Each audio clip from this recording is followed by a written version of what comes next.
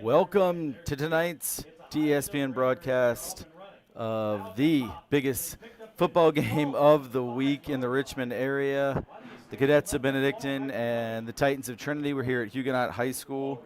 We have taken our show on the road here for TESBN and having a little bit of some issues getting the video up, but we're going to keep working diligently for that. But in the meantime, we will describe what's happening for folks that can't be here. I am Rick Hamlin, joined by my main man, Silvio Troy. Yeah. And the opening kickoff, Titans did not field cleanly and ultimately had to just jump on the ball at the 10-yard line. So maybe a little bit of nerves coming out of the gate. Huge crowd, big rivalry. First play of the game, Tegan Logan throws it for a great game by Brennan Ridley. Picked up about 15 on the play, I believe. We're also a little bit blocked in our vantage point by some fans who are standing up. Looks like there is a flag on the play, so this one might come back. Unfortunately for the Titans, it was a really nice opening play. And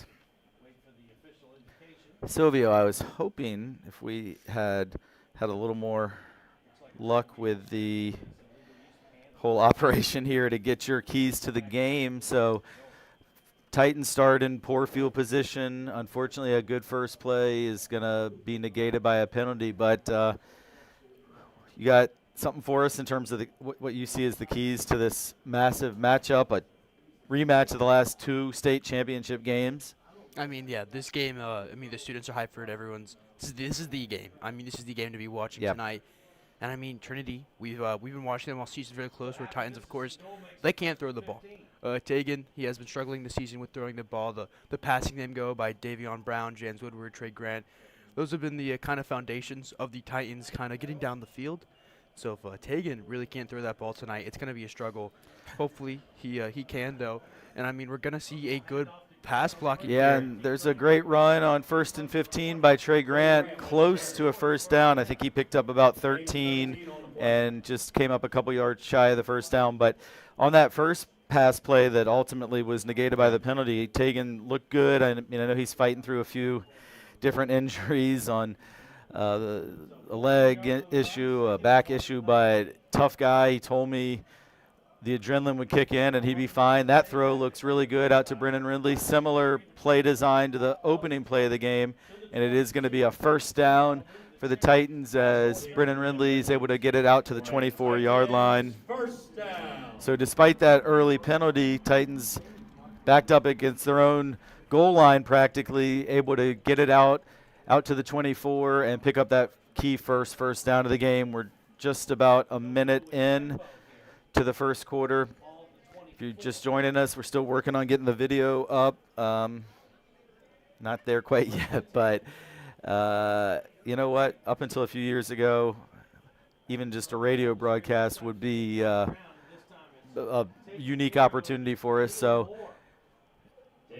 we're going to keep bringing you the sounds of what's happening. And on 1st and 10 from the 24, pass by Tegan Logan out to Davion Brown out in the flat, ends up being tackled for a loss of 1. So it's 2nd and 11.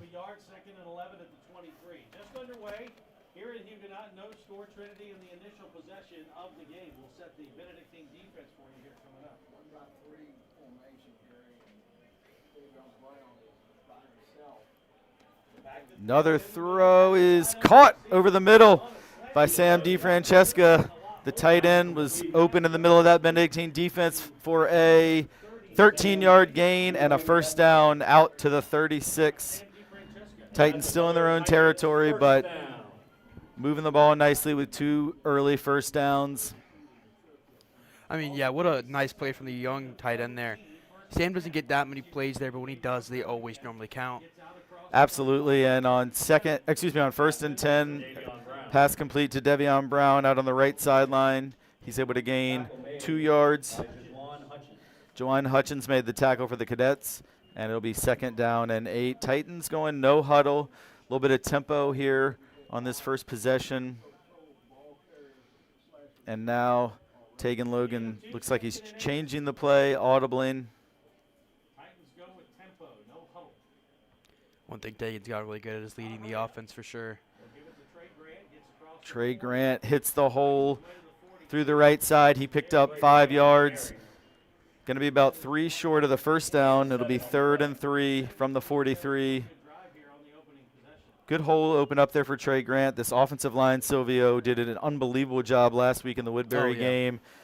Titans rushed for 454 yards against the Woodbury Forest Tigers to clinch a 2nd straight Prep League championship. And we're seeing tonight a battle of the teams that, as mentioned, played in the last 2 VISA Division I state championships. On 3rd and 3, it's a run. Trey Grant, I believe he's got the first down. He needed 3. He picked up 4. Get the first down yard, 4 yards. 47. I mean, we're at Huguenot Stadium, I think, as we said. It looks much bigger than Aycock Stadium. I mean, just the overall, the field looks very, very much longer. Great to be out here. Awesome experience. No, the students are really excited about it. No, the players are really excited about it. I can't wait for our defense to step out on the field just because Zaire Rayner is finally playing today. Yeah, absolutely. Really excited to see Z. So Titans 1st and 10 from their own 47. And Silvio, you are absolutely right. The atmosphere is electric here tonight under the lights at Huguenot. Probably about 50 degrees, perfect football weather on the first Friday of November. This time it's a play fake to Trey Grant. They're going deep for Devion Brown. Caught inside the Cadet 20 down to the 18. And a beautiful throw by Tegan Logan. And Silvio, you asked the question a few minutes ago how Tegan's health was going to be. Looked pretty great on that throw. Yeah. And it definitely helps when you have 4-star wide receiver Devion Brown. Coverage was pretty good by the Cadets. Number 1, Khalil Moore, but Brown at 6'3", just able to go over him full stretch. And wish that we could have shown you the pictures, but I promise we're going to have that sorted soon. This time it's a little shovel pass inside to Devion Brown. He will go all the way for a touchdown, Titans, and a perfect first drive for the Titans. They go 90 yards in 7 plays, a little bit of pass, a little bit of run, and it is 6-0. Trinity strikes first blood. I mean, amazing. This is the other thing we were watching. You know, Benedictine, they've always been a very good school, great defense, great offense, and this is going to be the battle of that offensive defense. That's kind of been the schedule for the Titans. It's can their defense hold up to their offense? As I mean, they've been projected to not have the defense. They lost a lot of seniors last year. That was the question coming into the season, as if their defense is going to be, you know, able to hold on strong enough. But the real question has been the offense. They've been a bit shaky. They haven't been able to throw in some games. Tegan's either been injured or they want to stick with the nice running game, which they do have great running backs to do that. And So- on that, sorry, Silver, to interrupt. Just wanted to say that, so on the extra point, the Cadets jumped off sides, so half the distance takes it to about the 1.5. I was curious with the shorter distance, maybe if Coach Mickens would look to go for a 2-point conversion, only having to go 1.5 yards instead of 3, but the kicking unit is still out there. And the snap's a little low, but Brennan Ridley is able to get it down. And Evan Goldschmidt kick is good. 7-0 Titans.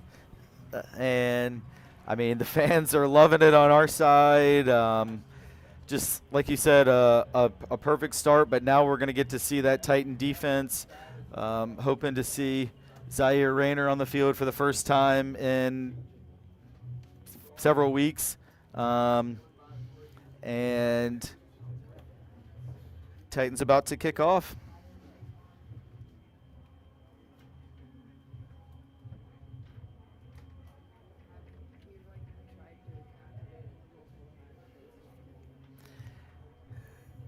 Not sure if the audio is picking this up, but sounds like the Florida State Seminoles march is being played in the stadium, and Assistant Athletic Director Adam Lonan fixed our Associate Athletic Director Adam Lonan fixed our camera issue.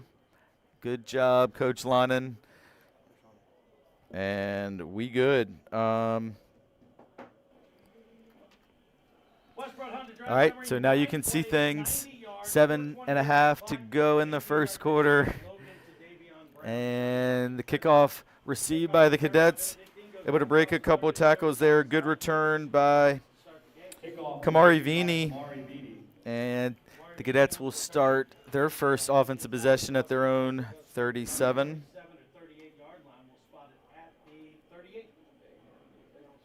First and 10, Cadets.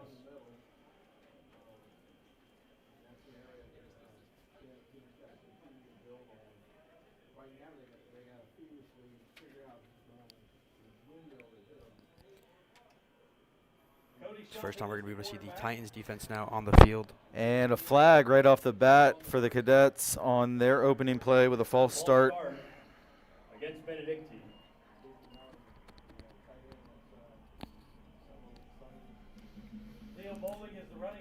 So it'll be first and 15. Now the Titans also were first and 15 on their opening possession.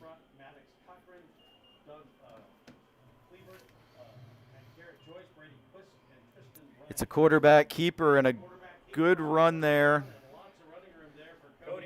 Cody Shelton picked up 9 yards on first and 15. It'd be great to see the kind of athleticism and kind of really heavy on tackle, though, the Cadets are going to be going with for the entire game. So I'm excited to see how the rest of this does play out. Yeah, Shelton's had a great season, and we've been a little bit remiss in not mentioning the Cadets' unbelievable season that they're having, 9-0, number 1 in the state at the independent school level, and number 6 in the Times-Dispatch for the Metro for both public and private. This run for the Cadets goes nowhere on second down, though, and great job by the D-line. Leo Bowling had nowhere to go there. Especially with the D-line this year for the Titans, it's a very kind of fixated of things of O-linemen. You have Cooper Gardner. He's been having an amazing season on both O-line and D-line there. Ryan Mitchell's now in the play with the D-line. They've been fluctuating a lot to see what those guys can do the entire game. Playing both O-line and D-line is going to be pretty incredible. All right, here we go, 3rd and 5. Shelton back to pass. Good coverage so far. Shelton's going to look to run. He gets the throw off a little bit high, and it is going to go incomplete. There is a flag that came in right in the middle of things, and I believe it's going to be, I think it's an eligible downfield. One of the linemen got going downfield, so Yeah. Titans will, I'm sure, decline that and make it 4th down.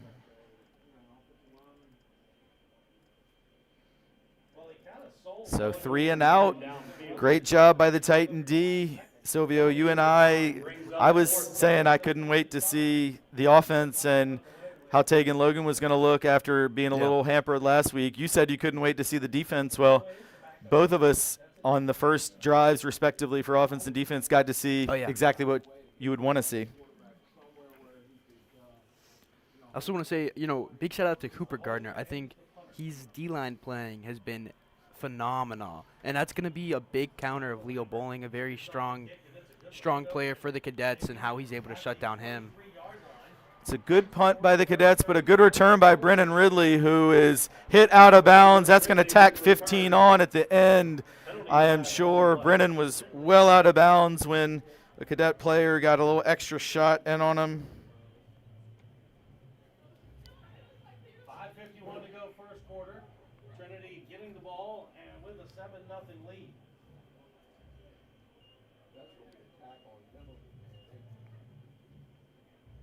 And there's the foul that you called, Mr. Hamlin. Always with those hyper awareness. I mean, you're basically a ref out there. Eagle eyes. Yeah. I don't know. I'm at a football game. I don't want to talk about the Eagles. As my man Silvio has his Commanders hoodie on, I love that. Although it's been another rough year for us, Silvio. But made some interesting trades. We'll yeah, talk about those right now. Yeah, but, now's not the time. But maybe at the quarter break we can have a discussion about the state of affairs. Yeah. In right now the NFC East. Well, it's going to be great field position for the Titans after that 15-yard penalty plus the good run back by Brennan Ridley. Which is first down from the 40 of Benedictine. Something I haven't seen in the weather from the Titans is a good field position after a kickoff. Playing Woodbury last week, only touchbacks. Right. Some really strong teams Great point. It was a good run by Trey Grant, but he fumbled at the end, and Cadets do recover. And that's a big momentum shifter, Silvio. Very big. You and I both love to talk about momentum, attribute momentum, and it was all with the Titans until the fumble. Cadets won't have great field position as they recover at their own 22, but that's a tough one to swallow if you're a Titan fan. But I was going to say, before that fumble, you know, the Titans' giant field position all the way down past midfield there, the Cadets can't let them have that. I mean, if the Cadets are doing that again and again, and if Trey Grant hadn't fumbled that ball, this Titan offense would have been unstoppable there. So great job by the Cadet defense to both cause and recover the fumble, but they drop it on the ground as well, and they're gonna. I've seen no signal. I thought it was a forward pass and would be incomplete, but I think they're gonna say it was a catch and a fumble. Some of the Titan coaches believing it should be Trinity ball, and the officials now huddling it up, and this is a huge call, Silvio. Very big call. I mean, especially, you know, as we incomplete. said. Okay. They call incomplete. Yeah. As you said, the Cadets have, I mean, record-breaking season. We've been saying they're doing phenomenal this year, and the Titans, back-to-back champions. You know, you expect these two teams to be playing almost perfectly or at a very extremely high level, and you can't be seeing a fumble, an almost fumble there from two very dominant offenses. So you're going to be questioning, you know, who's going to have that possession of the ball that's going to be key for this rest of the game. No, that's a really good point. I mean, a game like this, two great teams, huge rivalry, a lot of emotion, a lot of nerves, and sometimes it comes down to who makes fewer mistakes. Sorry about the clock there. I'm running it tonight, and I'm not very good at it. Yeah, we're going to have a little bit more help here coming soon, but it'll be 2nd and 10, Benedictine from their own 22, and Titan coaches did not look happy with that call. I think now they've changed the call. Now they're really happy because they have said it was a fumble, and it will be Titan ball in incredible field position, and a flag came out right by the Benedictine sideline, so I'm pretty sure they may have been some words that are going to draw that, and it's going to be unbelievable field position for Trinity. Silvio, the momentum right back with the guys in green. Huge call there. I mean, I don't even know what to say right now. I mean, the players definitely got to be happy with that call. Nothing wrong with that. But then again, now the Trinity, coach's offense got to figure out how to string again a play that won't lead to a fumble. Absolutely. So it is going to be unsportsmanlike against the Cadets, which means from the 21, it's going to march off half the distance. It'll be Titan ball, should be at the 10.5-yard line.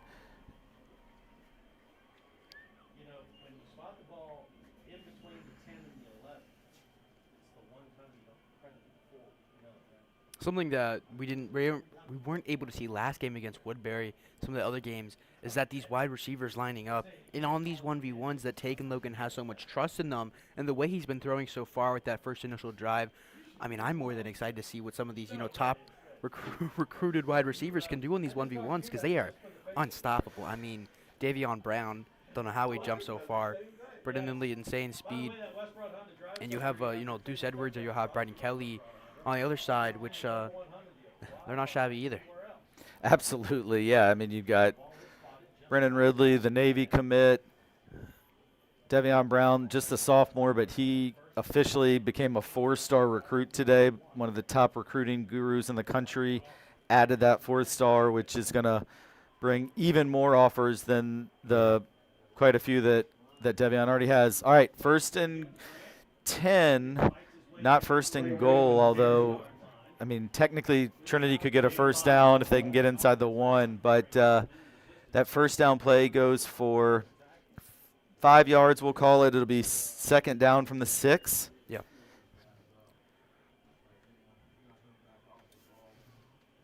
And then again, you got to give credit to that O-line. We talked about, some of them, I believe, the big 3 seniors, Cooper Gardner, Ryan Mitchell, and Will Rosen, are going to be playing both ways tonight.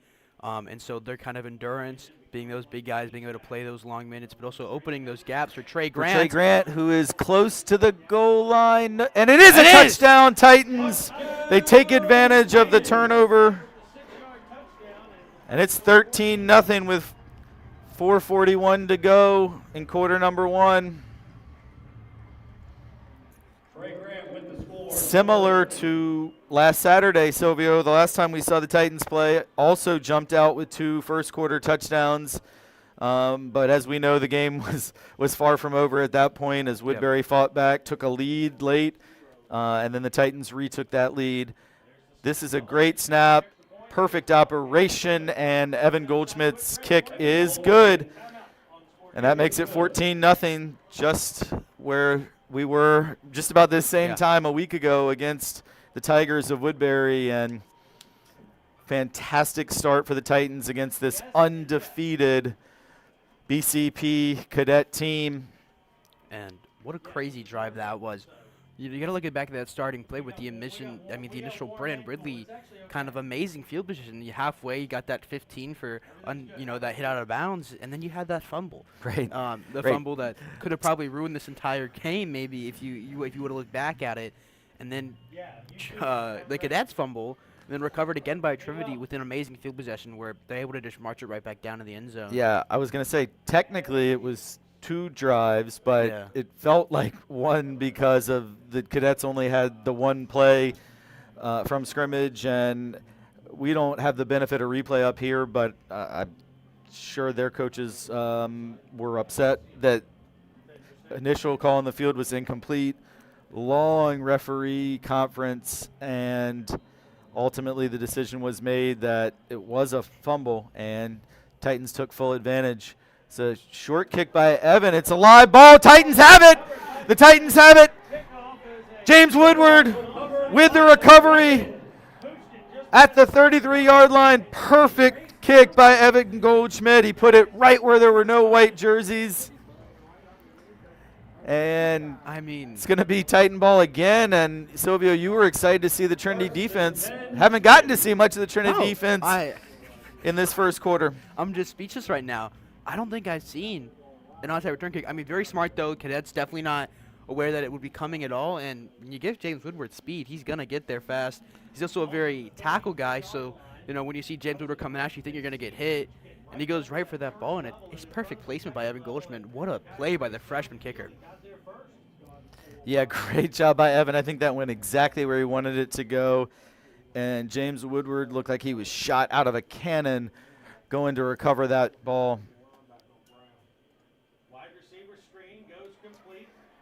Wide receiver screen is caught. Going to be close to another first down. There's that duality of Trey Grant there. He's got that speed in the pocket, very violent, very tackle-heavy guy. And then you got that passing play where he can catch those balls and get on the slant routes, and he can move.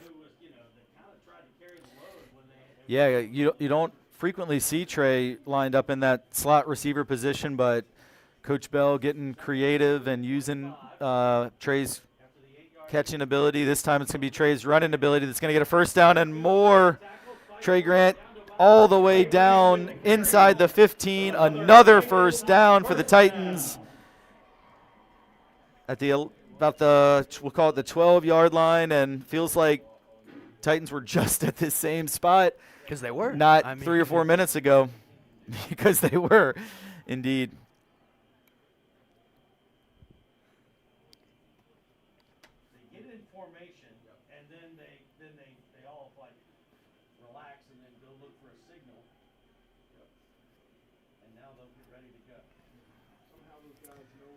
One thing the Titans have always been good at, using that play clock time. They're doing it here. Kind of close. Another handoff to Trey Grant. Good job by the Cadet defense on that play, as it was probably the shortest run the Titans have had. Picked up maybe just a yard there. Jawan Hutchins made the tackle. He's had several tackles here in the first quarter.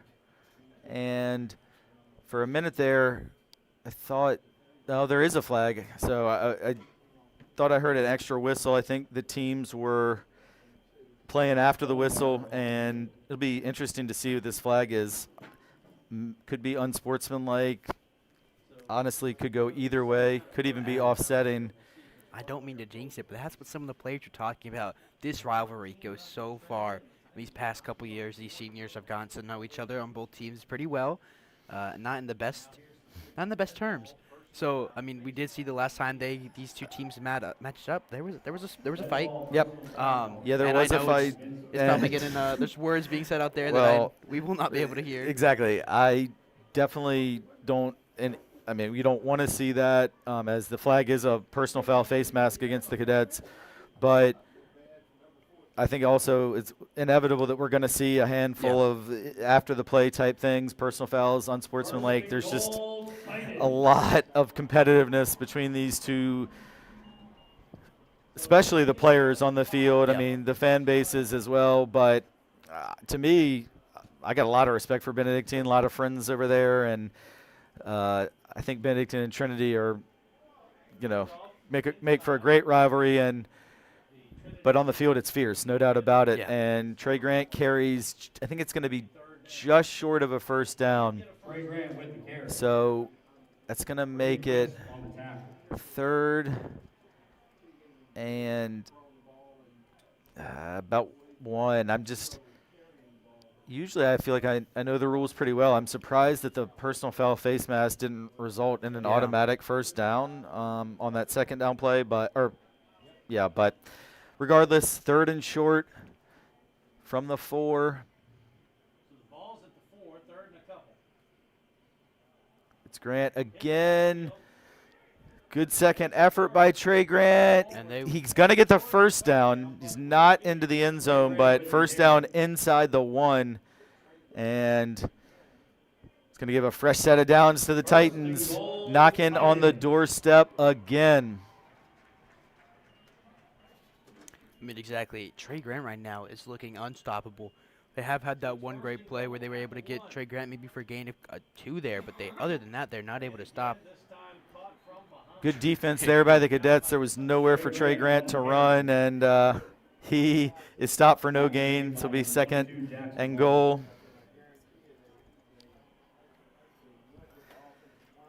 This time the Titans taking their time.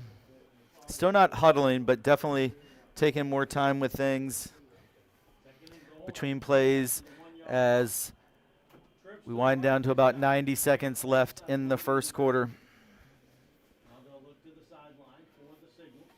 Can't see the play clock from where we are, but it's got to be getting pretty low. Yeah. Logan now set. Takes the snap. Gives it to Grant. Trey Grant again. He swarmed again for, once again, no gain. Trey Grant. So the Cadets defense stiffening here on these last couple of plays. It was 1st and goal from about the 1.5. It's now going to be 3rd and goal from the 2. So 2 plays for no gain after Trey Grant had holes Goal at the 2. pretty much every play previously. But obviously when you get down near the goal line, easier to get guys in the box, and it's all compressed down in that part of the field. See if the O-line can step up again here like they've been doing all night. It's a pass this time, looking for Devion Brown up high, and it is a flag. No catch, but it is going to be pass interference, and that should give the Titans 1st and goal from the 1. Both the officials threw their flag who were right there on it.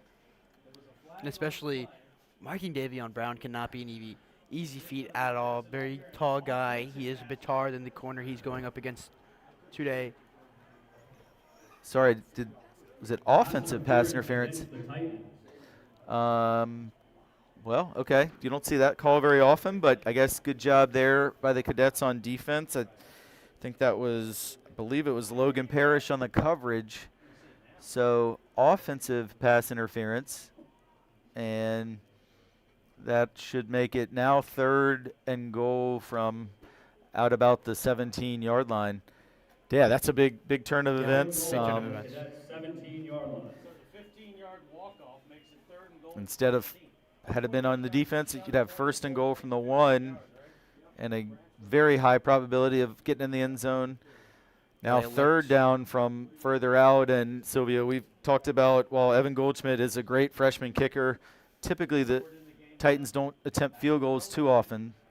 He's got a receiver and incomplete, and again, good coverage by the Cadets. For a minute there, I thought it might have even been an interception, but he was not able to hang on to it. I believe that once again it was, I think, Kamari Vini on the coverage. Don't see any sign of the kicking unit coming out for what would be about a 34-yard field goal. So Titans looks like they're going to go for it on 4th and goal. I think, as you said again, Titans historically not known for kicking those field goals. Big 4th down play, though. This would give interesting momentum shift if Benedictine is able to stop. Yeah, well, you got to give the Cadet cornerbacks a lot of credit, as I believe Titans are going to call their first timeout here. Make sure they get the right play on this 4th and goal from the 17.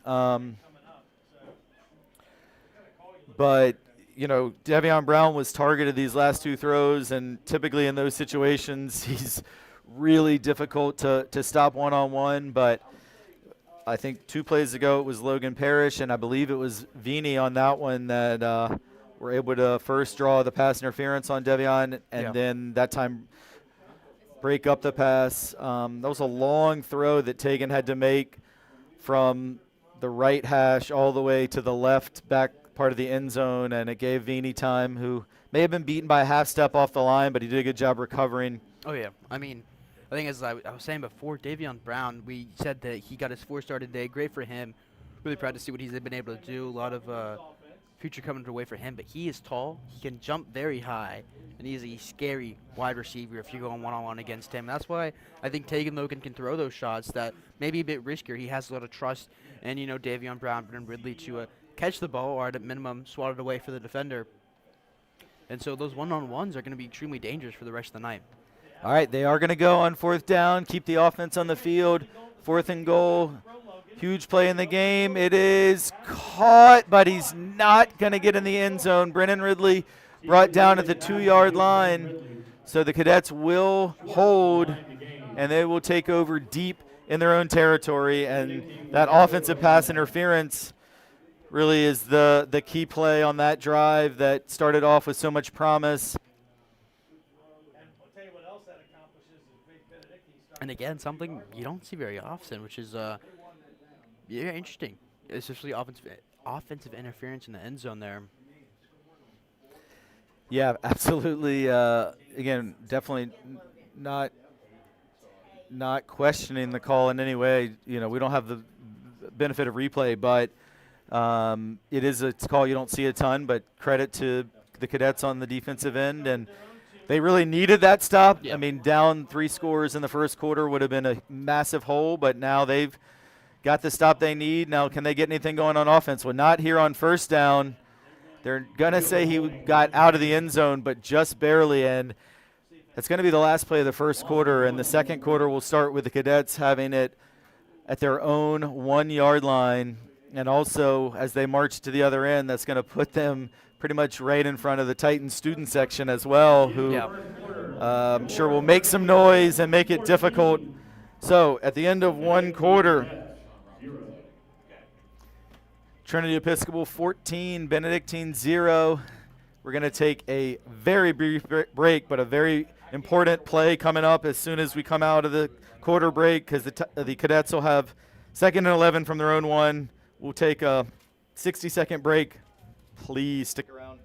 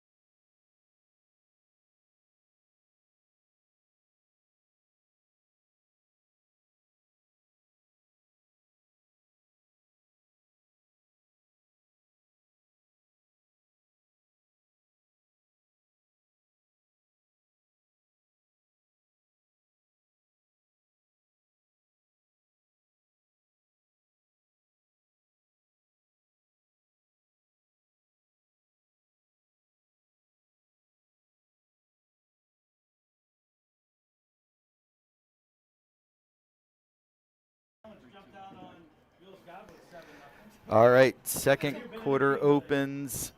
Cadets out of their own end zone. They're going to throw it deep, incomplete. Good coverage on the play by the freshman, Khalid Rayner. And it's going to be 3rd and 11 for the Cadets from their own 1-yard line. And between quarters, Silvio, I just popped out of the press box. I want to get a feel for the atmosphere, and it is living up to the hype. It is packed out there. I don't know if we can fully convey to those watching at home or on their phones just how electric the atmosphere is here at Huguenot High School. Big play here, 3rd and 11. Cadets trying to throw from their own end zone. He's going to escape the pocket. Shelton is going to be close to the first down, but I think he did not get it. I believe he gets pushed out a yard or two shy. Good job by the Titan defense to hold there. And Jay Williams, I think, is the one who pushed him out. And Silvio, as you know, if we're ever unsure who made the tackle, we just take a guess. It's often Jay Williams, more times than not. So the Cadets are going to have to punt from their own end zone, another 3 and out, and there's that dominant into defense. into the second quarter. Benedictine doesn't have even a first down yet, which is crazy to think about. You know, they 9-0, as we've been saying. They've been dominating a lot of their games, and Trinity right now is shutting them down.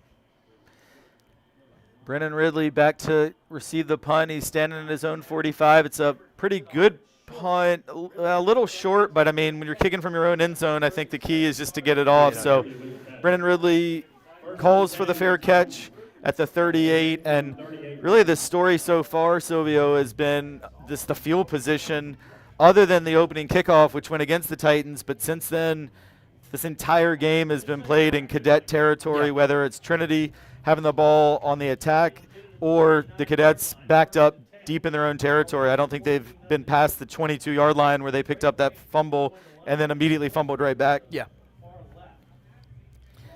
And I talked to Coach Mickens today, and actually field position was one of the things he talked about as a key to the game. And in the early going, that's proving to go the Titans' way.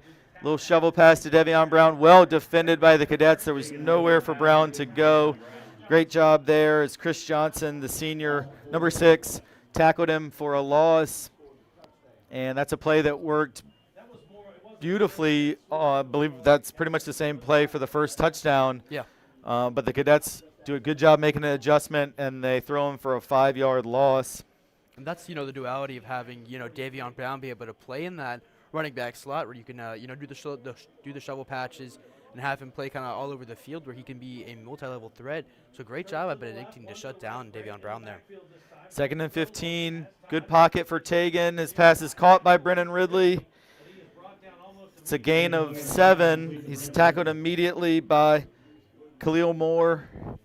And it'll be 3rd and 7 from the 36. And it's that area of the field where, again, if they don't get it, I wouldn't be shocked to see this be 4-down territory. Yeah. For sure too long for a field goal, and maybe you might think about a punt to pin them deep, but I think Coach Mickens has a lot of confidence in this offense right now. But I guess premature to even talk about 4th down. Let's see how this 3rd and 7 plays out. Cadets bringing pressure. Logan is sacked. The Cadets brought a lot of guys, good coverage as well, and Tim Simic with the sack. Loss of a couple on 4th and 9.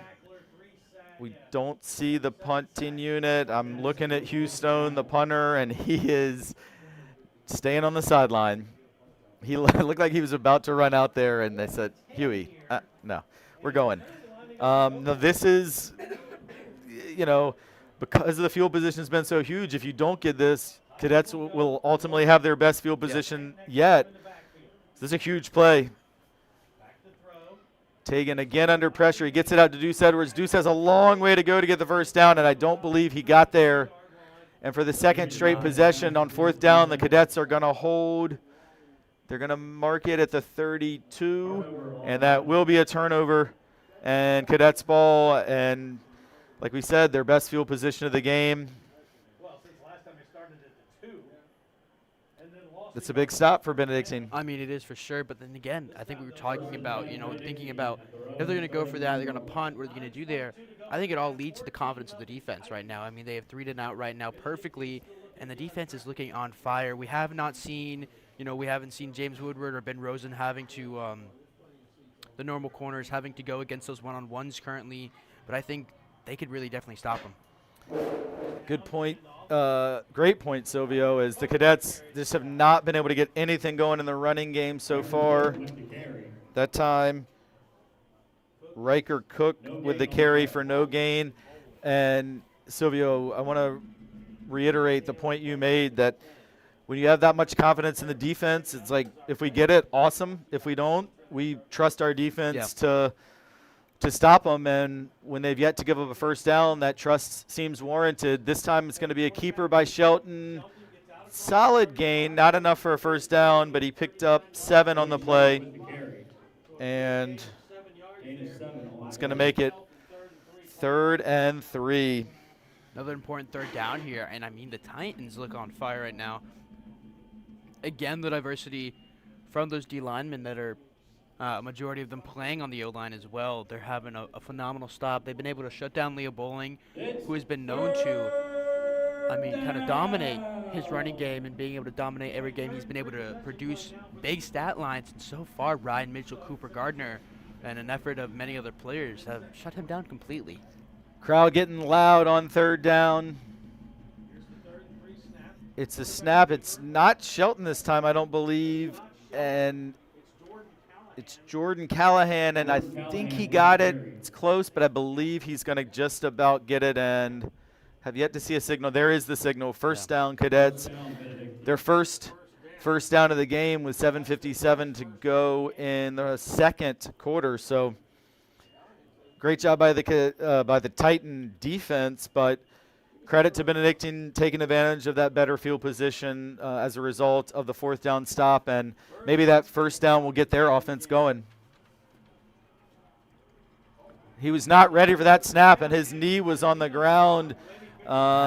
This time it was Shelton again back under center, and that's going to be a 5-yard loss and just an unforced error.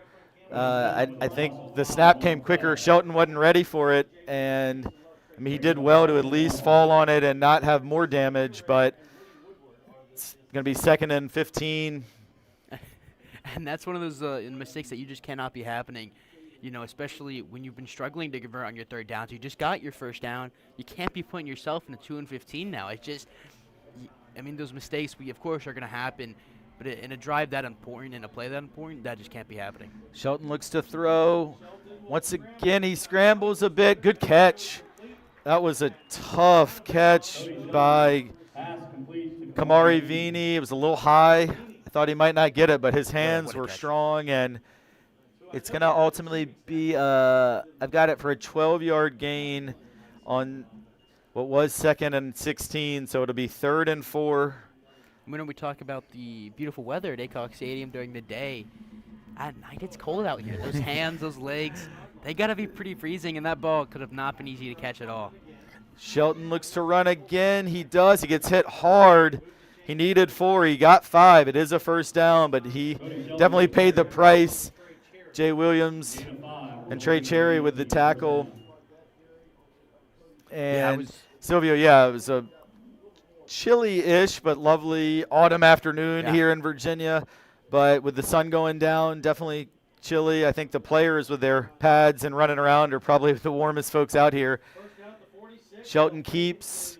This time he gains 3 yards. So we've yet to see, other than that pass to Vini on the last set of downs, we've really yet to see the Cadets air it out much. Yeah. It's mostly been on the ground, and the quarterback Shelton with using his legs and running on really about half their offensive plays so far. Which then calls the question again.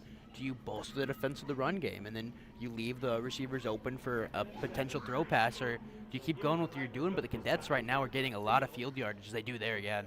Yeah, they're starting to make some progress. Riker Cook that time gained another 4. And it's going to be 3rd and 3 from the 39. Crowd on their feet again on the Titan side of things, trying to make some noise on this key third down. Just about the same spot on the field that the Titans went for it on fourth down, and Cook does get it. And for the third straight third down, Silvio, the Cadets got one more yard than they needed. So when it was 3rd and 3, they got 4. When it was 3rd and 4, they got 5. That time it was 3rd and 3 again, and they got 4. And that's all you need to do. If you're Benedictine, you keep the chains moving, keep possession of the ball, and definitely they've done a nice job after taking that really blow early on by the 14-point deficit. Benedictine is stabilized, and they're showing why they're an undefeated #1 ranked team, but not much on that play for Cook as the D-line that you keep mentioning steps up strong, and Bowen Knight, another one of the seniors, he's wearing number 40 tonight. Oh, okay. Usually wears 10, Yeah. but Bowen confused who that is in was. number 40, and he made the tackle there, and now he sprints off the field as we see a substitution. And great to see him back in action, being injured for the early part of the season. Great to see Bowen Knight, pretty dominant member of this defense that he's grown to become, make those plays. Shelton keeps again. Shelton's got a lot of speed, and this time he gained 6 yards on the bootleg. Jay Williams, there's that man again. He's got a lot of speed, and he's not afraid to make contact, which is, something as a quarterback you always worry yourself with. If, you go for the slide, when exactly you're going to get those yardage. He's been able to run for those extra yards that they've been needing on those third downs every time, which is, I think, what an impressive trait he has, not being afraid of those big tackles. Yeah, 3rd and medium. It's kind of where the Cadets have lived this whole drive. I think this is the 4th time in a row they've had 3rd and somewhere between 3 to 5 yards to gain. They've gotten them all so far. This time it is Cook. He's not going to get the first down, but I suspect they're going to go for it because it's going to be 4th and 2. And, unless you have a kicker like Woodbury, most high school teams aren't going to try a 45-yard field goal. So huge 4th down here. Benedictine's chunked most of this quarter on this drive. I think they got it back with, if I remember, it was like 10:47 left in the quarter. We're all the way down under 3:20. Yeah. So this is about a 7-minute drive already, and they're trying to keep it alive. And they've only thrown it once on this entire drive, which has kept the clock moving. They are looking to throw it here, but Shelton once again is going to tuck it and run. He fumbled, and the Titans have it. The Titans have it. Cody Shelton on the carry. It is recovered. Covered by the Titans. Didn't see Cameron who. Walker. With Cameron the, Walker, the senior, with the recovery. And on 4th down, Shelton had gotten enough for the first down, but the hit jarred loose the fumble. I've been highlighting the D-line. I've been highlighting the D-line all game long and haven't mentioned Cameron Walker's name, which is almost unbelievable in my opinion, how I haven't done that so far. Cameron Walker having a great season so far on the D-line. They've moved him back a little so him to play a little more versatile role. And Yeah, so let he's been me great so far. let me take this as an opportunity to put in a plug for our interview that we did last week with Cameron Walker, who just made the fumble recovery, Bowen Knight, who had a tackle a couple plays back, and James Woodward, who had a fumble recovery on the kickoff earlier. We interviewed those 3 guys on our podcast last week, and more impressive young men you will not meet. Yep. 3 of the senior leaders on this team and 3 fantastic student athletes in the Trinity community. And we can talk even a little bit more about them because the Titans call a timeout here. So, Silvio, I know that you also being a senior, you're buddies with the 3 aforementioned some of individuals, my best Cameron, friends Bowen, out there, and James Woodward, some of your best friends. Talk about your friendship with those guys and the development that they've had both on and off the field real quick during this timeout. Especially, we look at Cameron Walker, defensive player, hadn't really started a lot of his younger years, and he's grown so much to become so dominant in this leading position. And I know a lot of the younger guys look up to Cameron, really smart guy, really athletic guy, puts a lot to the field. James the same way. I don't think anyone can say they work harder than James, where he is always out there putting 100% effort, and he's always versatile. He's used in many different roles. See the running back role, see him at corner, see him on special teams, always making plays. Bowen Knight, got to know him really well over these past 2 years. And Bowen, he's there when he's needed. I think that's one of the traits that is something you can't teach is positioning. Kind of that luck factor of, where that ball might be ending up. All right, well, thanks for that insight. And Trey Grant takes the first down carry for 8 yards, and Trey's probably nice and rested after that long cadet drive. And also really nice to get your insight. I mean, that's one of the cool things about this whole TESBN project that we've been doing for 3 years is you are great, best of friends with the young men that we're highlighting out there on the field, and having that perspective is really awesome. Trey Grant is going to get a first down. This time he carried for a 4-yard gain. Going to move the chains. And the clock starts to become a little bit of a factor here now, Silvio, as we've got just over 2 minutes left in the first half. Titans with just one timeout left and about 66 yards from the end zone. James Woodward coming on late here, as I think Trey Grant needed a quick blow. And I think it's an equipment issue for Trey. His helmet had a little issue. All right, they do snap it, look to throw. Brennan Ridley catches it, and he's going to run for close to a first down. I believe he got 9 yards on the play, so clock will keep moving. It'll be 2nd and 1. But that's the kind of play that you need if you want to try and get points here before the half. And also a reminder, we had some of those issues with our broadcast at the beginning, so if you joined us late, the Titans took the opening kickoff, the length of the field, but that does mean Benedictine will get the ball to open the second half. So really would love to get a score here knowing that they're going to get it, and I'm sure they'll make some adjustments. James Woodward runs for the first down.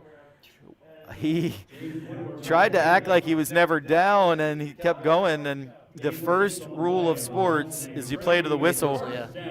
I didn't hear a whistle, but we're kind of hard for us to hear a little bit up here in the press box. But still a first down at the 49-yard line. Especially the Titans, not too long ago, almost scored another touchdown. Great defense by the Cadets. The Titans, I know them, a lot of the guys on the field. They're going to want to score before this first happens again and just increase their lead with under a minute to go. Yeah, just under a minute to go, right about midfield. Brendan Ridley's got some room, and he gets pushed out of bounds, and also a flag that almost surely is going to be a holding call against the Titans, and it is. So, yeah, Coach Mickens was pretty sure he's given Deuce Edwards an earful there on the hold. And it was, when you're out in space like that, wide receiver screen, officials aren't going to miss that. Sometimes in the offensive line, maybe you get away with a hold. There's a lot of bodies in there, but out in space, and that's a big penalty. I mean, now they're pushed back, and the main factor here is the time, the clock, only 49 seconds left for them to make a play happen. I'd be expecting, a long bomb to Davion Brown. Yeah. They're actually going to run it with Davion Brown. They put him in the backfield that time. He gets across midfield. Clock is running, and we're going to try and hurry up. Still have that one timeout in their pocket. It is 2nd and 8. You've got to anticipate a downfield throw here if Tegan has time. No, they go short again. Deuce Edwards puts his foot in the ground, and he's going to be stopped just short of a first down. Titans do use their final timeout. It'll be 3rd and 2 from the Cadet 43. Well, they mark it now at the 44 with 14 seconds. So, sorry, I'm hesitating. I'm just thinking it from trying to put myself in the mind of Coach Mickens. It's a tough mind to put yourself into. It is a tough mind to put yourself in. The state coach of the year the last 2 years, Sam Mickens. But I'm just thinking, you've got time for a deep shot. However, if you don't get it, it becomes 4th down. And you don't want to give the Cadets the ball back. 14 seconds, no timeouts. I guess the other possibility is maybe a quick throw to the outside where you maybe pick up the first and get out of bounds and get a fresh set of downs. You know, in the college game and the high school game, the clock does stop while they move the chains, but I don't think at this level the operation is such that you're able to, you know, it's not like USC out there where they, you know, Caleb Williams can get everybody up to the line and spike it real quick. I just don't think you typically see that in the high school level very much. So 3rd and 3, no timeouts left for the Titans. Going for a passing play.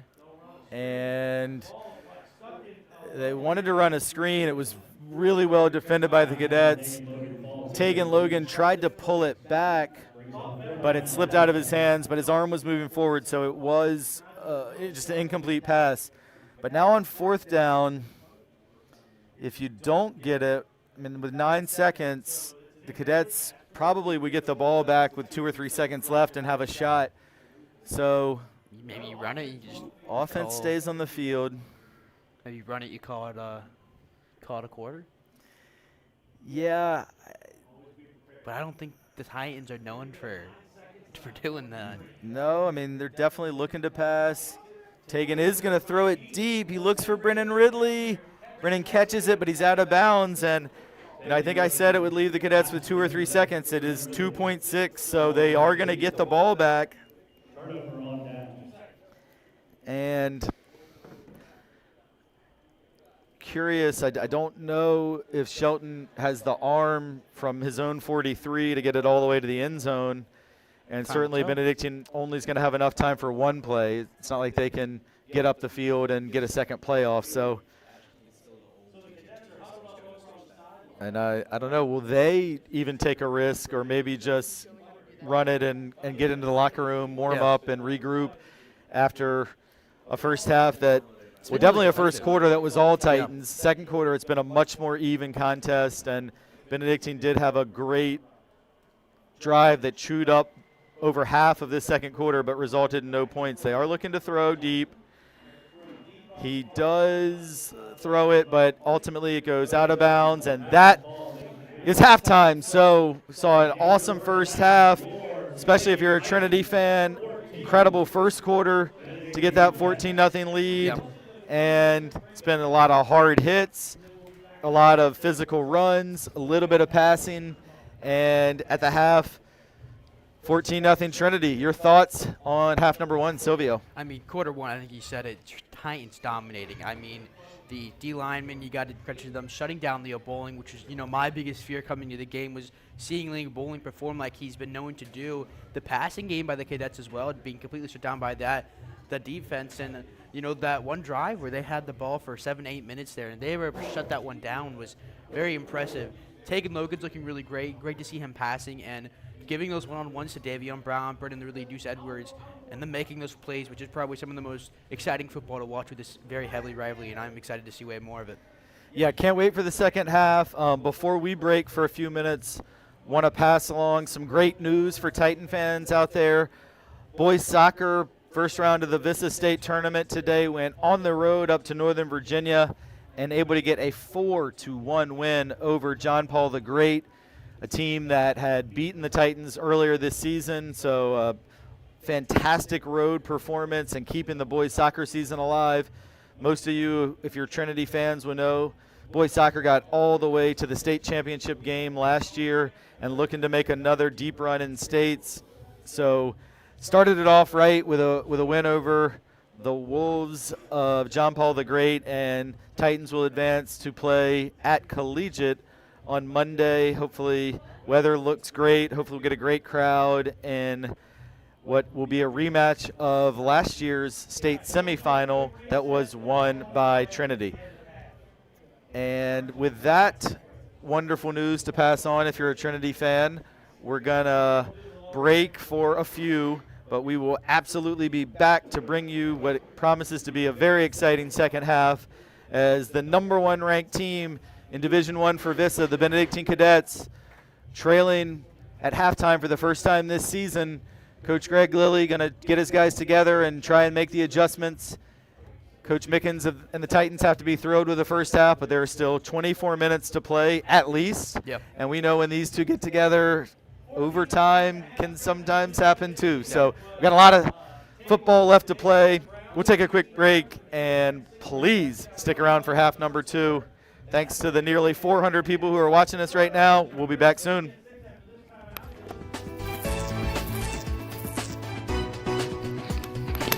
You are watching Trinity of Pittsburgh.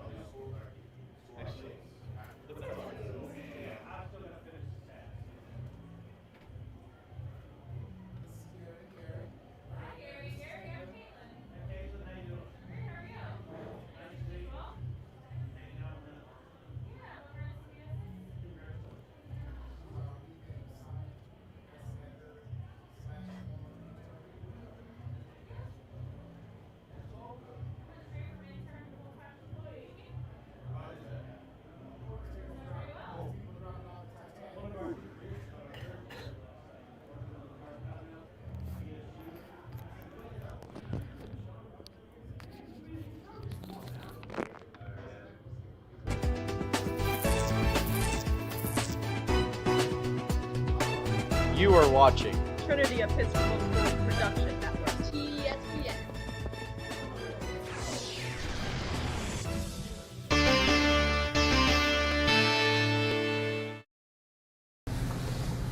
Alright everybody, welcome back to the 6th edition of TESBN Titan Takeover. I'm Ryan Lloyd, joined here by Sophia Moore. Joe Turkley. And we're going to kick it off with field hockey. They had an impressive win against Stab yesterday in the semifinals of the LIS tournament. Great way to start off their tournament hopes. Yeah, I mean, it was a really great win, 4-0. Good battle, against a Stab team that's ranked number 5. So very high level competition, but good work from Titans defense, keeping a shutout as well. Yeah, I love seeing the momentum coming from the regular season into LIS, and I'm hoping we see an LIS championship coming soon.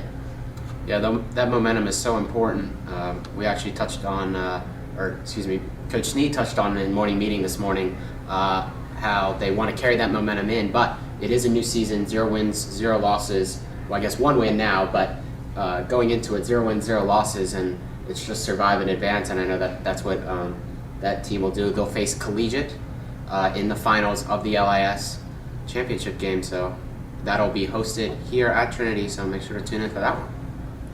We'll take a look at some clips now from the past game. Field hockey was able to take down St. Anne's Belfield to the tune of 4 goals, 3 of them coming from the stick of Ellie Johnson, the Titans' top goal scorer this season. They will advance to yet another LIS championship game coming up this Thursday. not a play you want to see, but still a goal for the Titans. No goal for the Titans will be taking on Collegiate yet again in a matchup of 1 versus 2 before next week starting off their state tournament run. So now we're going to move on to volleyball. They recently just ended the LIS season with a loss in the quarterfinals, but they ended their regular season with a 3-game win streak, and their final record is going to be 9-12. What do you think, Ryan? Yeah, I think that volleyball team fought hard. They fought hard the entire season behind Caitlin Watkins being that main leader on the team, and then Matt Corso, the other senior. Both of them led the team, good captains for this year, but the Titans, looking forward, only graduate 2 seniors, have a lot of juniors, so I know they're returning a lot of talent and will be strong for years to come. I'm excited to see the volleyball season next year with 2 spots open. I'm excited to see who Coach Steve will choose. I'm sure whoever he does pick for those 2 spots will be very powerful on the court, just like Caitlin Watkins was, leaving her legacy behind. Yeah, volleyball is going to be really exciting going forward. They have a big talent pool to choose from, too, with the 2 JV teams, so it's going to be exciting to see new faces step onto the court next year. So now we're going to move on to some clips from the homeschool game. This is going to be a block from Jalen. She's had beautiful blocks all season, and this is definitely one for the books. Next, we're going to move over to the 5th set with leader Caitlin Watkins with a beautiful finesse shot.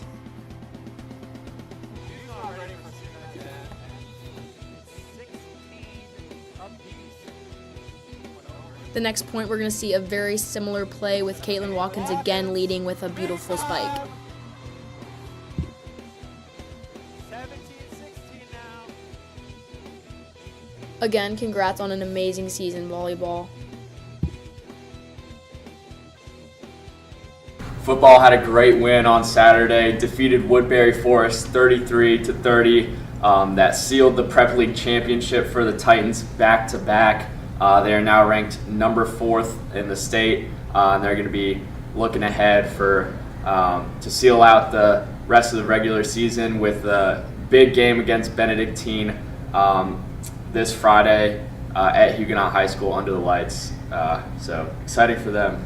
Yeah, definitely. I think we can all say it's the biggest game of the season, going back from the state championship last year against them. I'm sure they're looking for revenge. I'm sure we're trying to go in with a lot of momentum, a lot of heat, showing that this is our town, this is our place, as it always is in every single time we play Benedictine, no matter the sport. So, going to be a very big game. Yeah, as Sophia mentioned, this is going to be the 5th time in just 3 years that we have played Benedictine. For a sport like football, where you really only play each team once a year, it's definitely a different occasion, as we've played them once in the regular season and then in the state championship in back-to-back years, Trinity coming out on top both times. Maybe not a guaranteed of this year's state championship, but I'd say definitely 2 of the stronger teams and definitely 2 state title contenders. But first, those guys need to go out and we'll see who wins this Friday at Huguenot High School under the lights. I know those guys have had that game circled on their calendars for quite some time, knowing its importance in the state rankings and a little bit of bragging rights, as Benedictine is one of our harsher rivals. Yeah, definitely, I think marked both calendars. Definitely biggest game coming up. Yeah, for sure. Really excited for the football program. Now let's go look at some clips from the battle against Woodbury.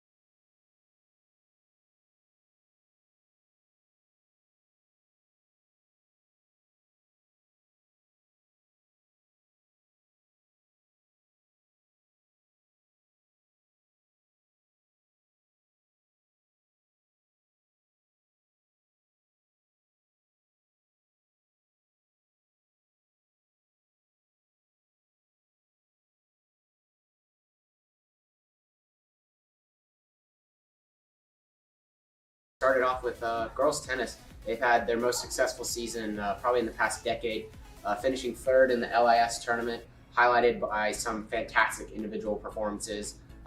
Especially, I want to mention Susanna Whitehead. Her performance this past tournament has been just phenomenal. She's been incredible all season, a force to be reckoned with. She won LAS #1 line. She's just been incredible, and her and Victoria Updike won the LAS doubles.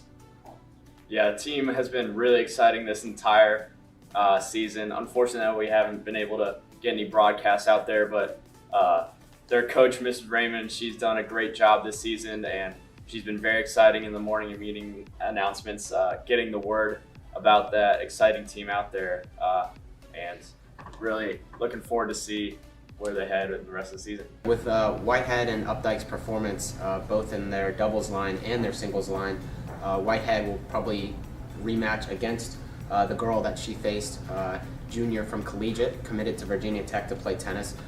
That's such a big deal, huge for the program, and those girls are going to build off that momentum going forward. Next, we're going to talk about some cross-country action. They have their VPL and LAS championship, which is going to take place this Friday at Fork Union. I think they've had a very impressive season. I know we haven't really talked about them that much since there's not crazy amounts to talk about, but definitely impressive from both of them, from cross-country. Yeah, this Friday, Fork Union, weather's supposed to be looking a little better, high 60s, so it's going to be a great environment to end the season on. Hopefully a good note. Yeah, that program, newly reunited this year, combined the boys and girls team, headed by Thomas Strickler and Olivia Sibley, respectively, on both sides, looking to guide those teams into some good finishes. I know the girls have placed pretty well this season, getting second at one of the meets earlier this year, so trying to build some momentum going forward into states with a strong VPL and LAS performance.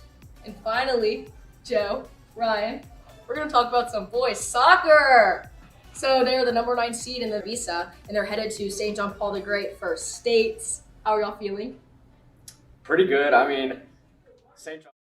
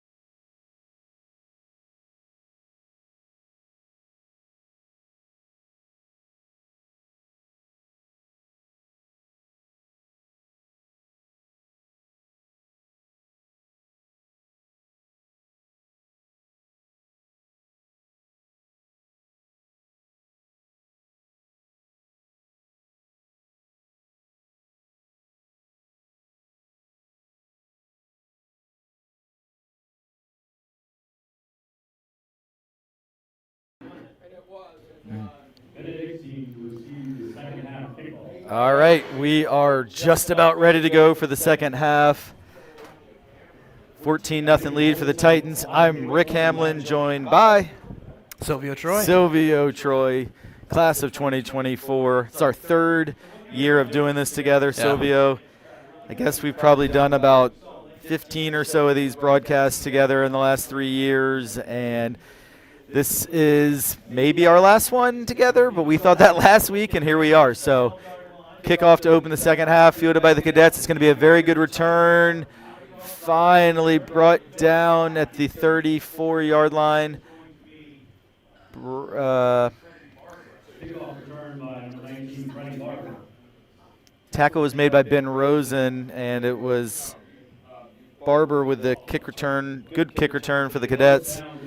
All right, so Silvio, you and I both took a few minutes at halftime to step out of the press box and get a feel for the atmosphere here at Huguenot High School under the lights on this first Friday of November.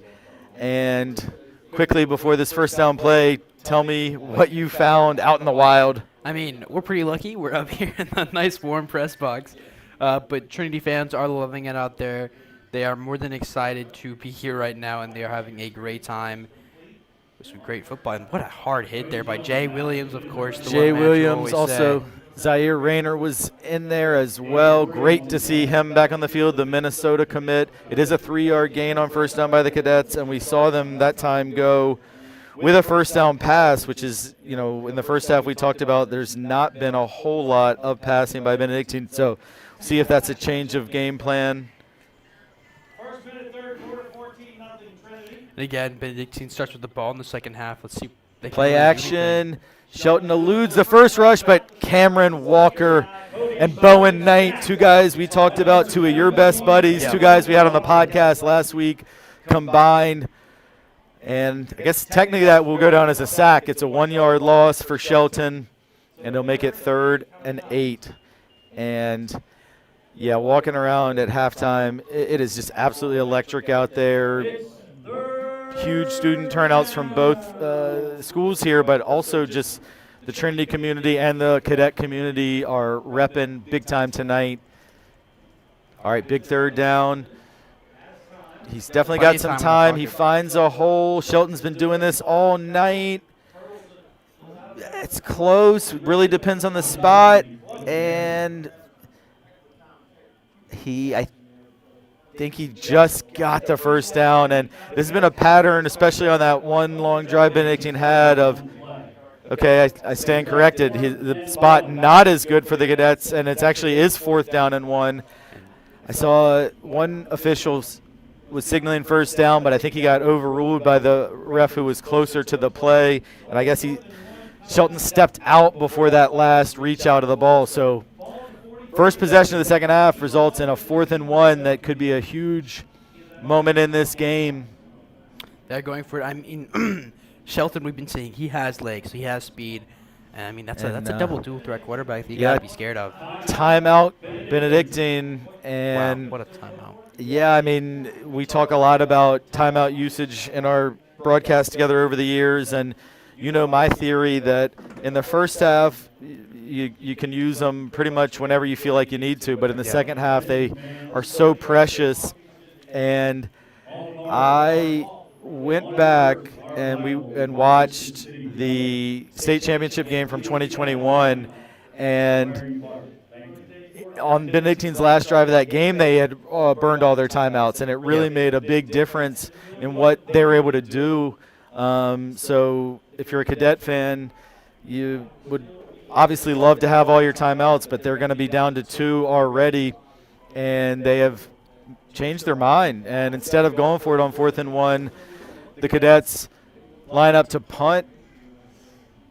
I mean, that's a good timeout if you're going to change your play call there. And yeah, there's going to be a flag, and it's a false start on Benedictine. So if they had any thoughts of maybe a fake or some sort of trick play on 4th and 1, now it's 4th and 6. And yeah, you just gotta punt it now. I mean, have to punt it now. Those were those errors that we excuse me, we talk about Benedictine having an amazing season, being an amazing team, which they are. But these are these errors that you can't be making as as players, coaching staff, where you're undecisive. It's a high snap too. He does a good job to come down with it and gets off a pretty decent kick. Brennan Ridley is immediately tackled there by number 24, Riker Cook, who also is a running back. And that punt was Carson Lambert. He did a really good job. That snap was high. He had to leap up. Lambert showed off his vertical, and that's a massive play because even though Titans take over, but that's a swing of some 30 yards of field position if he wasn't able to catch that. Not to mention just what it does for your confidence if you're the Titans if they had fumbled the snap. So good job by Lambert. Gets the punt off for about 30.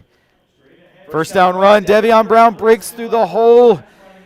Touchdown saving tackle made there by Jawan Hutchins because Fat Rat was almost about to break that thing all the way. And when Devion Brown gets through those holes, I mean, it looks like he's just traveling so fast. Yeah, that's what 4.4 speed looks like in real life. It was a 9-yard gain. 2nd and 1. It's Brown again. He gets another good run. This time he breaks free to the 40, to the 30. They will not catch him. Touchdown Titans. Devion Brown. 2-play drive. All Devion Brown. And that one went the distance, 55 yards, and it is a 20-0 lead for Trinity Episcopal. I mean, Devion, I think as we said, when he gets through that pocket, he is moving, and he was moving there. I mean, Devion Brown with so much speed on that sideline. You just can't catch him when he breaks free. Yeah, I thought for a minute that the defensive back maybe had an angle, and then Devion Brown just breaks your angle because you can't run as fast as he can run. And on the extra point, Cadets jump early. Second time they've done it so far. Yeah, that happened on the first extra point as well. So, again, it moves it half the distance, makes it the try from the 1.5. And I think that Coach Mickens is going to take advantage of this field position, and the offense is coming back on the field. So they're going to go for 2 with the point after try from the 1.5 rather than the 3. And Titans have been able to run really effectively tonight. I will say the only 2 running plays that weren't really effective were at the 2 in the second quarter. So Cadets did stiffen in a similar situation.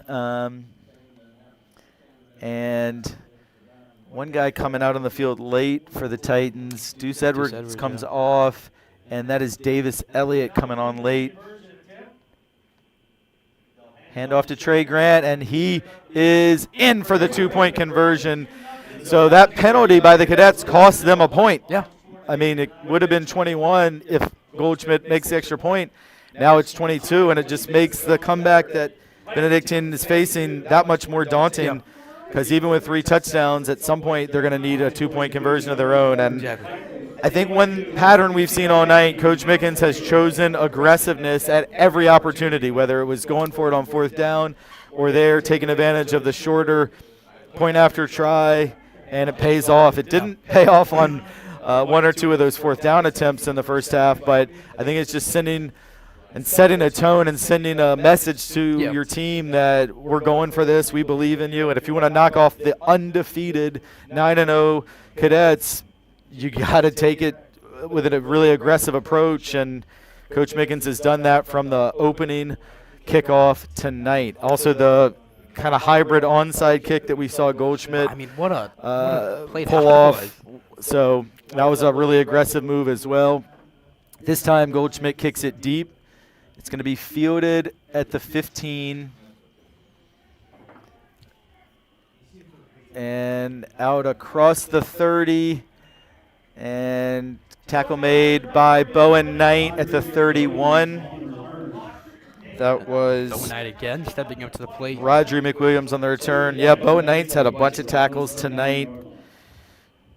The senior, who missed several games earlier this year with a hamstring injury, has been back for the last 3 weeks, and he has played the best football of his career, starting with he was just on fire at St. Christopher's a couple weeks ago and had several tackles for loss and sacks.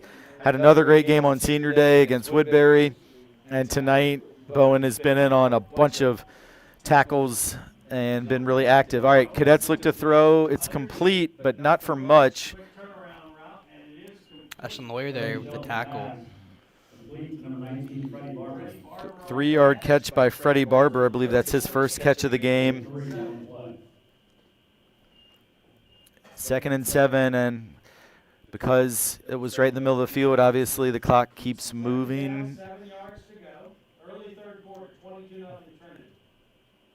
Shelton keeps again. He's been the best weapon for the Cadets tonight, and he gets a first down. Not much more, but Deuce Edwards makes the tackle, and Cody Shelton seems to really have a nose for where that first down marker is, but this one's not going to stand as we got a hold. It's going to bring it back, so it would have been a first down. Shelton keeps really getting right to the sticks and making first downs with his feet, and that would have been, but the holding play wipes it out. So instead of 1st and 10 from the 42, it's going to be, 2nd and about 15 all the way back at the 27. Which is, something crucial penalty. Something I've been surprised at. We've seen Lawyer. He's been, running so much, and I think it's more than impressive because Leo Bowling, one of their top running backs, been having a great season so far. He's been completely shut down by this defense, and this quarterback though with this dual action, they're not able to find any headline for him, which is great, and they're gonna go with a quick pass here. Yeah, no, you're right. That's a great point. Sorry, good gain there by the Cadets.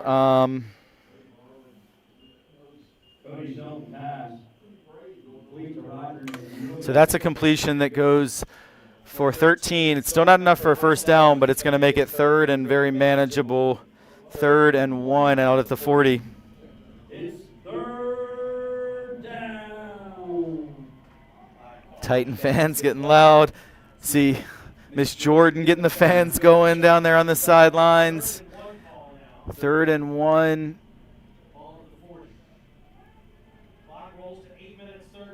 I can feel the stands rumbling all the way up here in the press box. Shelton looks to run again. I don't know if he got it. Really close. Going to depend on the spot. Looks to me like he might be just short, inches short. That was a hard hit And on Shelton there. They are going to give it to him. So my eyes looked to me like he wasn't quite across the 41 where the marker was, but huge first down there to keep this drive going. Benedictine, you have to think, is in a situation where they desperately need to score on this drive. Yeah. I mean, still scoreless. They had that very long drive not too long ago where they were, almost there, but Titans were able to eventually stop them. Shelton again looks to run. No, this time he will throw, and he overthrows his intended receiver. That is Riley Rorty. I believe Riley Rorty, I think he recently committed to VCU for baseball. So congratulations to that young man who I'm sure is excited for a great senior baseball season. And Benedictine baseball, always one of the powerhouses in the state. And Coach Ryan does a great job over there. But Riley's a really good football player as well, and he ran a good route there. I think he had a step, but just a little bit overthrown, and it makes it 2nd and 10.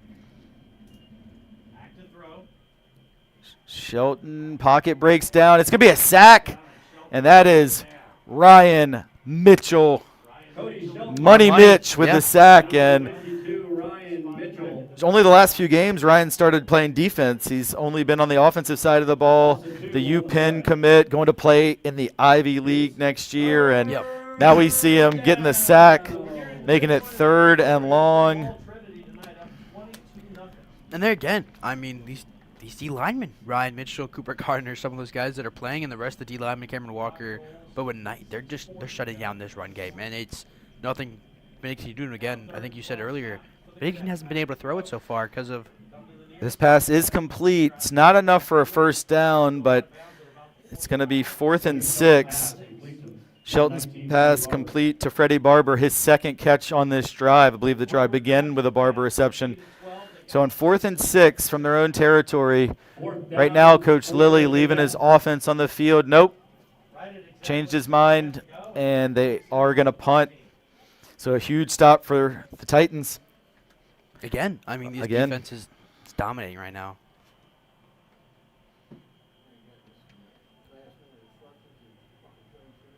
And keep an eye on the snap. The last one was high. Punter did a good job coming up with it. This one is a fake, and it's incomplete. Or they may have even said he caught it. Either way, it's not enough for a first down. I guess they are going to actually say it was a reception, but then Barber fumbled. He recovered his own fumble, but it was 4th down. They needed 6. They got 3. So Coach Lilly, that tackle. I mean, that first down saving tackle. Yeah, who was that? That's what I was going to see. I didn't catch who it was.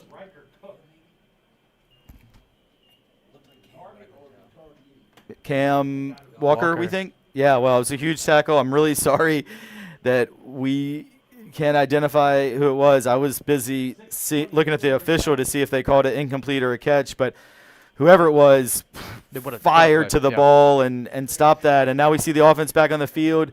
Once again, Devion Brown running. This time it's a 3-yard carry. And, got to mention the game plan by offensive coordinator Malcolm Bell. He's mixed up run, pass. Offense has been really effective in moving the ball in every single drive tonight. I think Devion Brown maybe cramping up a little bit after that one. Definitely looks like the kind of universal trying to get a cramp out.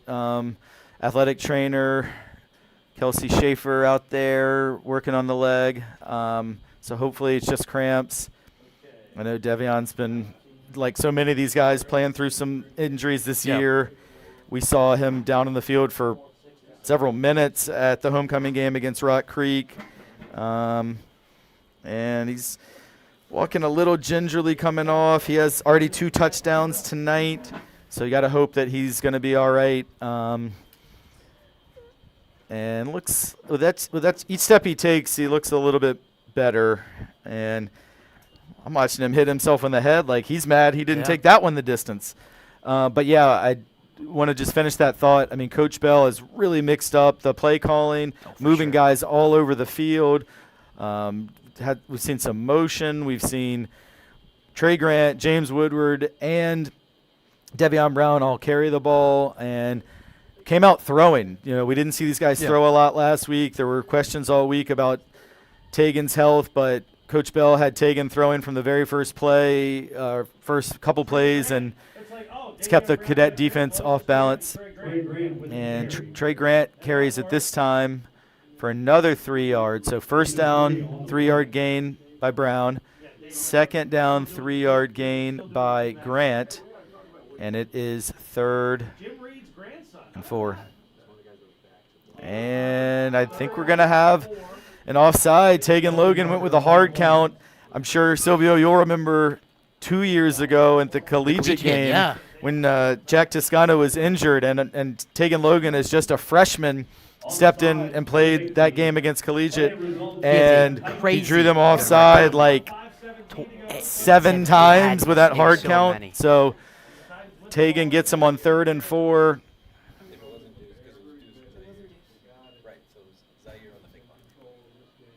And it was Zaire Rayner on that punt a little long ago. That makes sense. That makes sense. About that. No, that's an important was able to correction to make, break that one because down for us. you know, these Titans coming off an undefeated season, and they have lost 3 times this year, and some people have questioned this team, but Zaire Rayner hasn't been out there for weeks, and that's a play I'm not sure anyone else makes. And if he doesn't make that play, Cadets may still have the ball driving. So that just shows you the value of Z.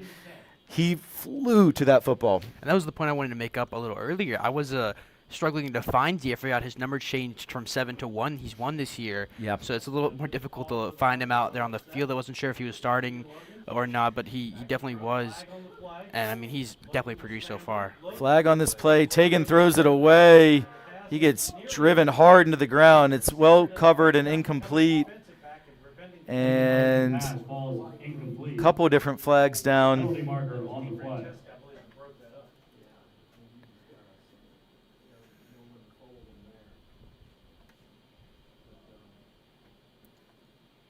So we'll just wait for the official call. Tegan definitely, that was the hardest hit I think he's taken today. One of the hardest of the season. Yeah.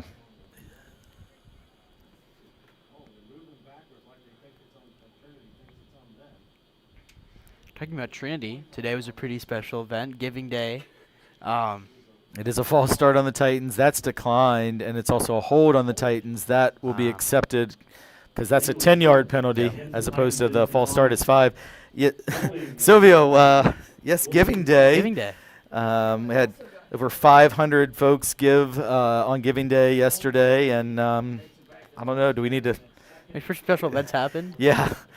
You know, the reward, you know, the benefit. We got some pie in the face. I believe you were one of them, Mr. Hamlin. I did take a pumpkin pie to the face, courtesy of Will Hampton today, and the pumpkin is still in my nose. The pumpkin smell. There it is, being shown to me by our producer, Ash Bell. Ash, you pulled that up real quick. You already watched that a few times today? And vicariously lived through Will. You wish you pied me in the face? I really do. Devion Brown back in. That's great news for Titan fans. He's back in. That play, though, was not great news as it was a loss of yardage. I think we have another flag yet again. And, Silvio, sometimes it seems like in these games the flags come in bunches. We'll go whole drives with no flags, and then we've seen 3 on the last 3 plays. The offsides on the Cadets, 2 different penalties on the previous play, and yet another one on a 3rd consecutive play, and it's a hold again against Trinity. Declined. And smart for Benedictine to decline that because it was already about a 5-yard loss. And if you take the penalty, it's 10, but it would be a repeat of 2nd down. So instead it's just going to make it 3rd and 25. And again, I feel like it's a mix of, high school sports. You get treated after you start making one mistake, and you're not able to reset yourself. If you're making, especially in that situation where you're trying to get your player down, and that whole thing when you just get out there, you feel like you have to do it. It's a high throw to Deuce Edwards, incomplete. And so for the first time tonight, we will see the Titans punt. Hugh Stone jogging onto the field. Brings up 4th down. And while we wait for the punt, another thing I wanted to say about Giving Day, in all seriousness, it was really amazing to see how many Titans alums, current parents, past parents, and even current students step up and contribute. And that's kind of what it's all about. Great credit to Miss McBride and Advancement and her staff, Miss Herbert and Mr. Reedy, Miss Lafayette Brooks, all the folks over there at Morgan Hall doing great work on that. It's going to be a fair catch. Good pump by Huey.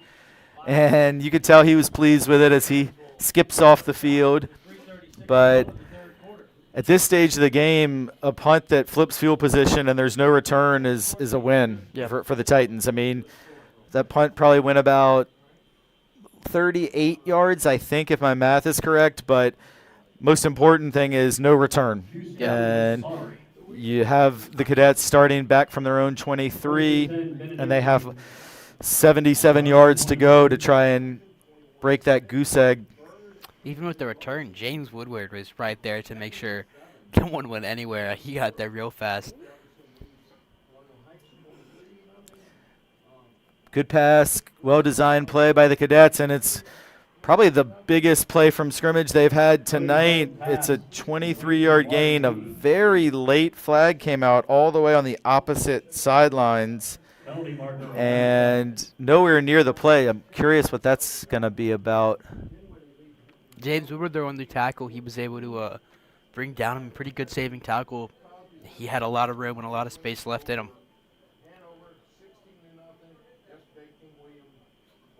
And now they wave off the flag. So There was no flag on the play. Ultimately, 22-yard gain for the Cadets. That was, I believe, Leo Bowling with the catch, right? Yeah, number 5, Leo Bowling. So, like I said, I think at 22 yards from scrimmage, I believe was the longest play Benedictine's had so far tonight. We'll see if that can get the Cadets going. They've got 5 wide receivers, no running backs. That's not a look we've seen yet. This one is dropped by Vini, and Ashton Lawler with the coverage there on the play. That was kind of funny because it looked to me like Ashton, he had great coverage. He was in the perfect spot. It looked like he was ready to celebrate with his teammates, and nobody dapped him up, and he kind of put his hands in the air like, hey guys, did you see what I just did? But I know Ashton's really excited to be back out there tonight. Wasn't able to play last week, and he's been a great contributor in that linebacker core. Pressure on Shelton. He escapes as he's done really well all night. It's a heck of a throw rolling right, and it is complete. And that's Luca Puccinelli, Riley Rorty, actually. They are right next to each other. No, they're not. That's just my bad. Not Puccinelli. That's Rorty on the catch. Puccinelli's really tall at 6'6", and Rorty's also tall. So good job by Shelton on that throw to pick up another first down. And it's probably the best I guess they did have that long drive full of runs in the first half in the second quarter, but I guess the second best drive that Benedictine's had is this one, and they make another completion for 5 and down inside the 35. And I think it's a mix again of, they see that Leo Bowling, the very productive running backs that they've been using a lot. They're not doing anything right now, and it's given a lot of more challenges to maybe the younger side of the defense from Trinity having to step up to the plate and take Shelton on these goes for the receivers. end zone. It is dropped. He had a receiver open there. It was a little bit behind him. Roger McWilliams made a valiant effort to try and dive and catch it. And it's be 3rd and 4. I mean, no one was in that space to even stop Williams there. If he would have made that catch, That's a touchdown right there, and they need those right now. 2 minutes left in this third quarter. I feel like they don't score. They have to have a very productive fourth. Remains 22-0.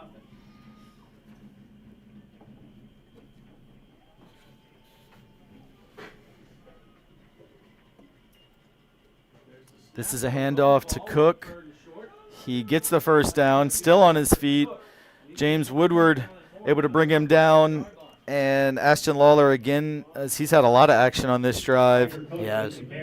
Had good coverage a couple plays back. He was the closest on what looked to maybe be a blown coverage on the previous incompletion, and then Woody held him up, the ball carrier Cook, and Ashton finished the job. But good run by Cook. It is a 13-yard run and a first down, and I think this is the furthest that the Cadets have progressed the ball down the field. They've yet to be in the red zone. Shelton again keeps it, and he is brought down at the line of scrimmage. Cameron Walker, Jay Williams.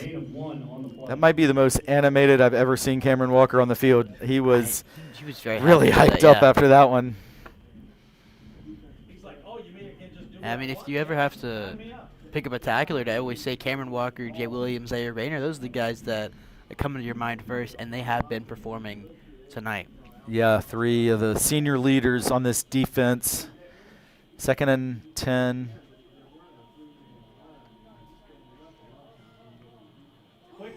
Pass incomplete. Trey Cherry and Jay Williams, and that's one of those where I think Jay Williams' reputation for being such a great tackler and a big hitter probably played into the mind of the receiver, because it was right in his hands, but I think he thought to himself, like, I'm about to get lit up by Jay Williams, and it's just hard to keep your eyes on the ball in that situation. I would imagine. I mean, the not been in that impact situation, there, but that's where just Jay's presence, just by being out there, caused the receiver to drop it. Shelton rolls left, run all the way. He doesn't get the first down, but he does get close, so it'll be 4th and 2. Cooper Gardner there. What I mean. Yeah, Cooper Gardner, big tackle. We're under a minute to go in the third quarter. Cadets, of course, going to go for it here. You would obviously, in this situation, no thought of kicking a field goal. Yeah. Doesn't really help you in a 22-point game. Big 4th down play. Big 4th down play. Titan crowd getting loud. 4th and 2 play coming up. I'd watch for Shelton to run. No, it is Cook. He has the first down. Still on his feet. Finally pushed out of bounds. So this drive stays alive. That was, you could almost say, Silvio, a must-have if you're a Benedictine. I mean, if they don't get it, they wouldn't see the ball again until the fourth quarter. Yeah. Timeout call here by the Titans. So Coach Mickens maybe just wants to get these guys a rest. It's been a long drive, 77-yard drive, and also got to make sure you have the right personnel out there. Saw someone running on the field late. So we talked earlier about the value of timeouts. I do think with the 22-point lead, you can be a little more flexible. Yeah, you can be a little more flexible. The clock is not – you're not going to want it to stop much, and so the more important thing is to preserve this shutout and keep them from cutting into this lead. So with 19.6 seconds to go in the third, it'll be 1st and goal. Benedictine at the Titan 6-yard line.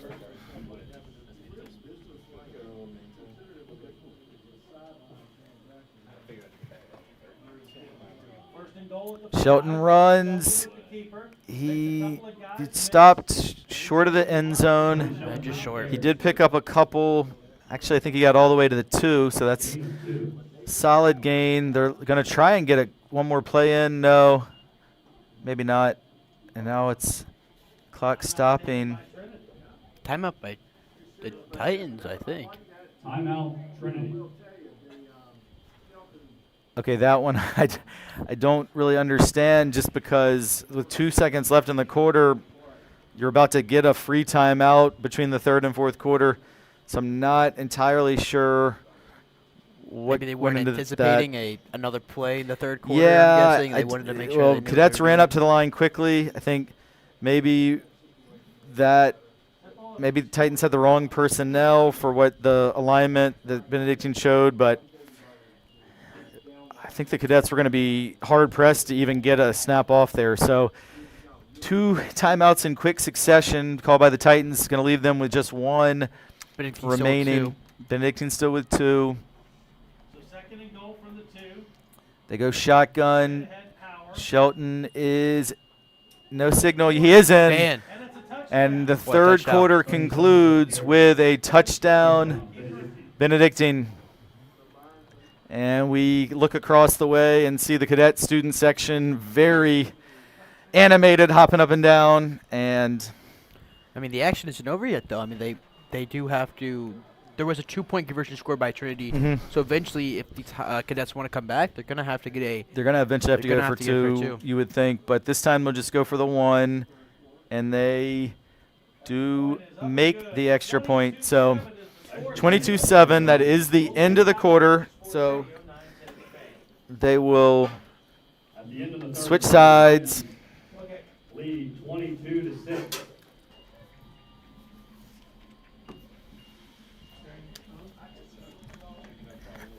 So obviously, What a drive that was. yeah, that was I a great mean, that drive. No, drive that's felt so long, and I think it was a mix that it was so long.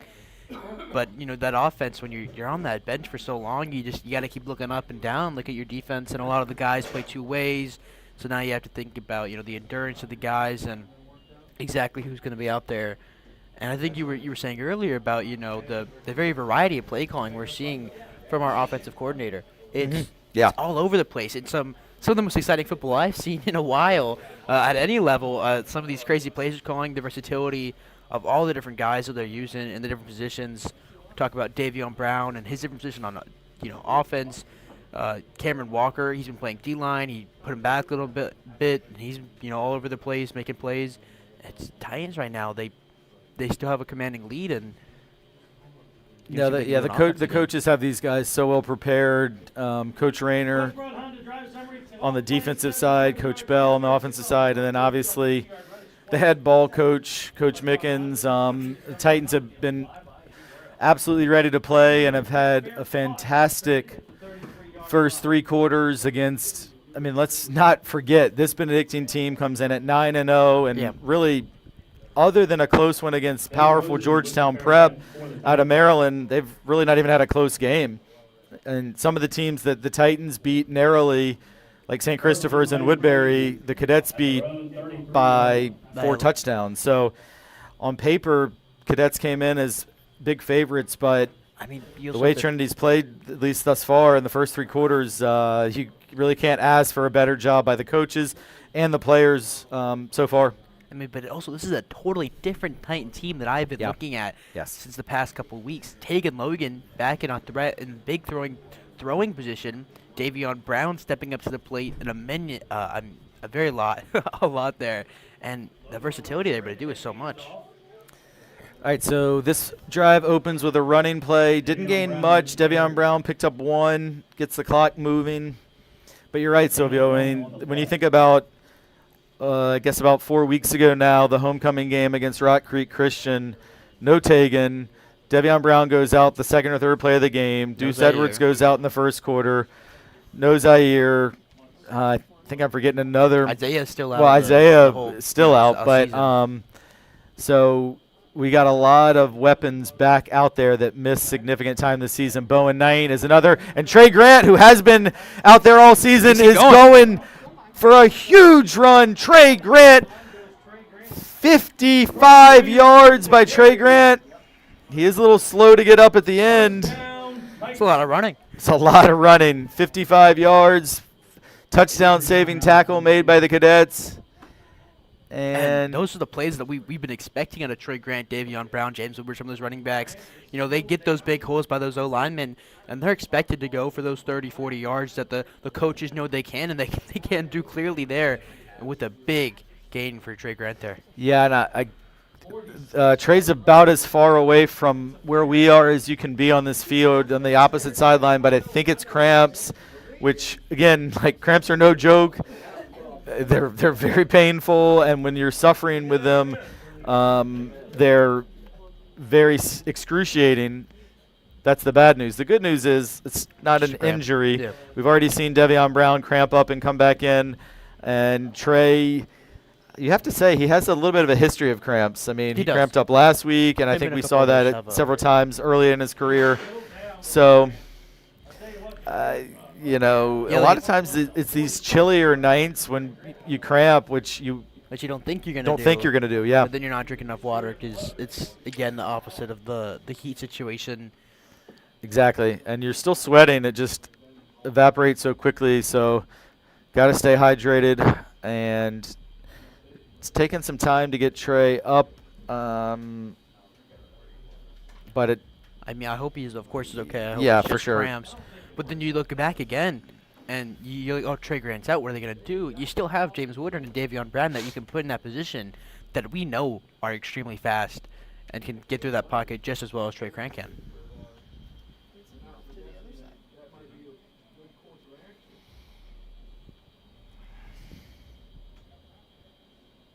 11:14 to go in the ball game. Score is 22-7. 46-yard run from Trey Grant So Davion Brown. results in a Titans first down. Let's bring Davion Brown back in. All right, so get Trey sorted, get Devion Brown now back into the backfield. And, yeah, like you said, Sovio, James Woodward, he hasn't carried it as much tonight as we've seen in the last two games, or really all season, but he's a fantastic weapon in the backfield as well.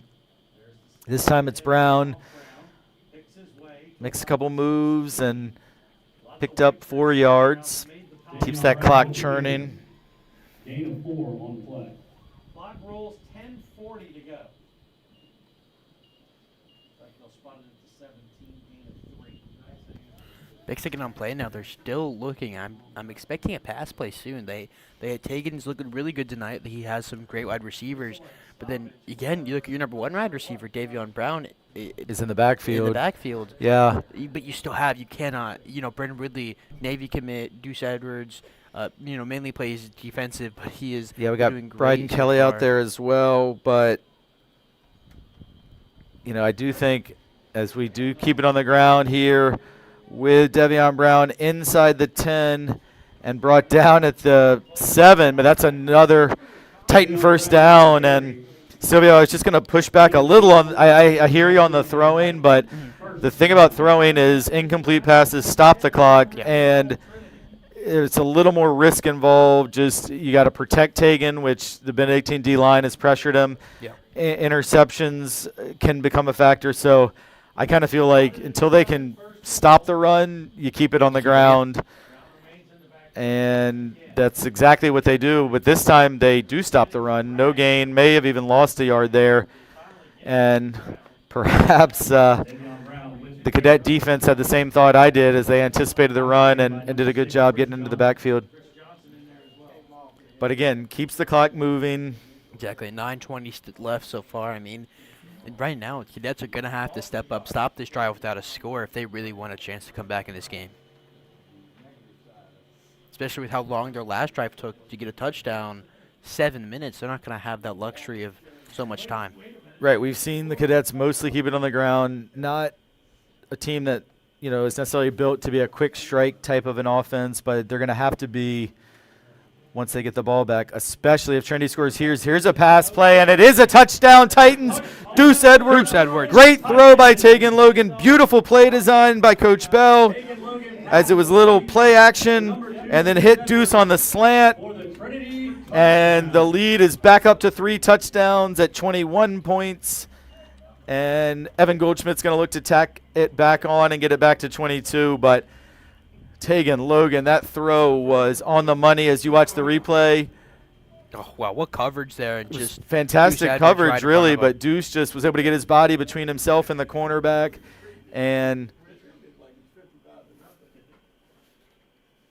Snap Evans' kick is a low one, but it is good.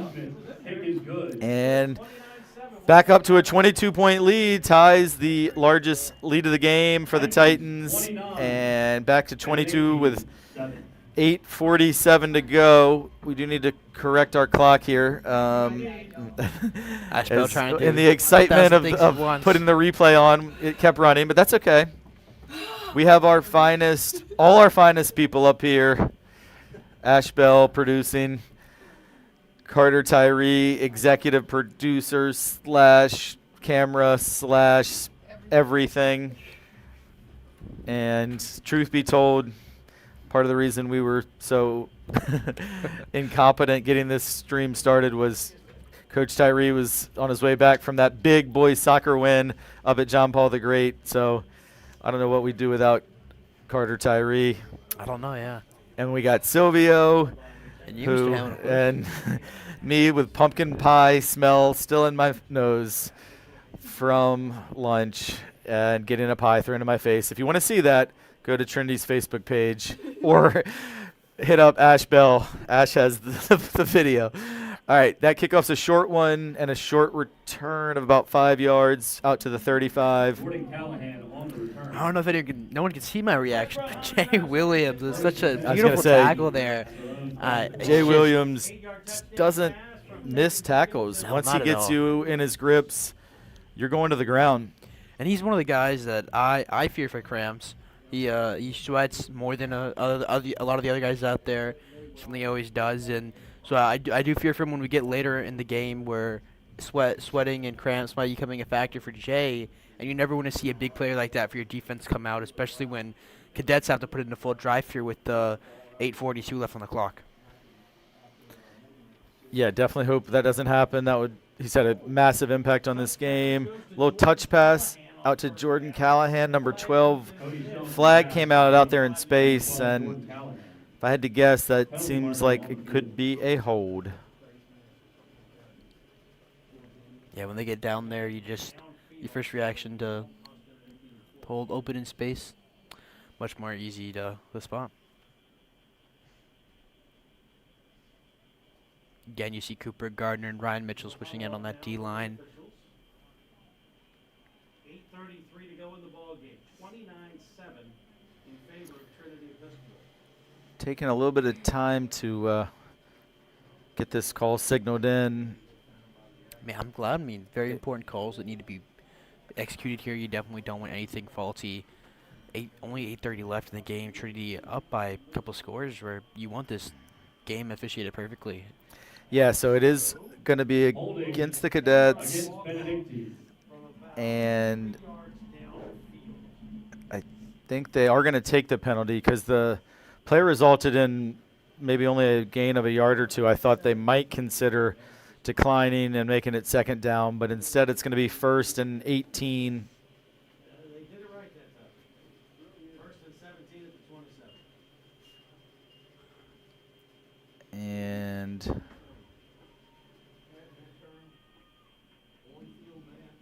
Cadets have 4 wide receivers, 2 to each side. Shelton takes off again, goes down. He gained most of the yardage back from the penalty and just maybe a little short of the original line of scrimmage, so it'll be 2nd and 11.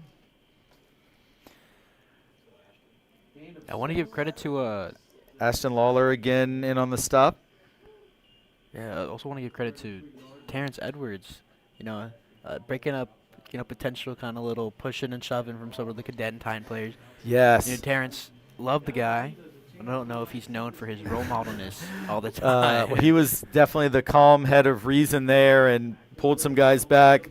Going deep this time. Shelton just overthrew his intended receiver, Barber.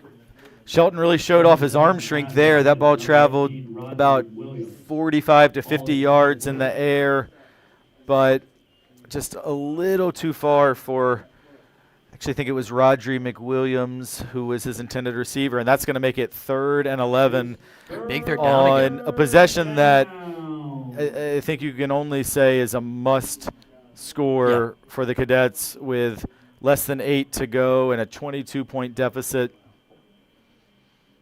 No, they've had an incredible season, and they will not quit. Military Putting time schools in the don't pocket. quit.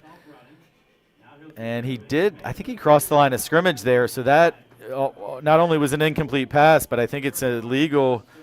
We do see a couple guys still down. James Woodward on the great coverage there. Not sure who's down. Hope they are okay.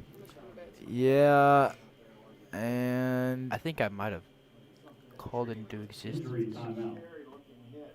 Because I think it's Jay with cramps.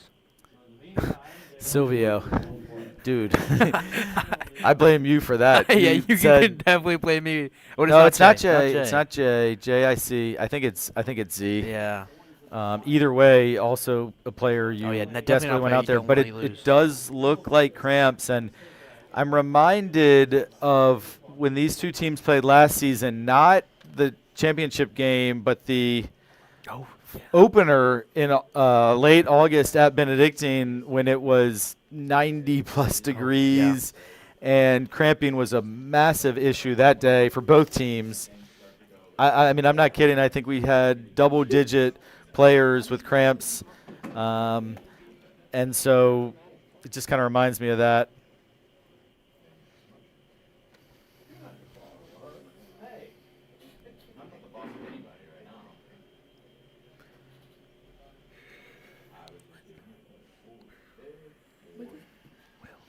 Yeah, and we didn't fully flesh out what's going to happen here, but I think 4th and 11.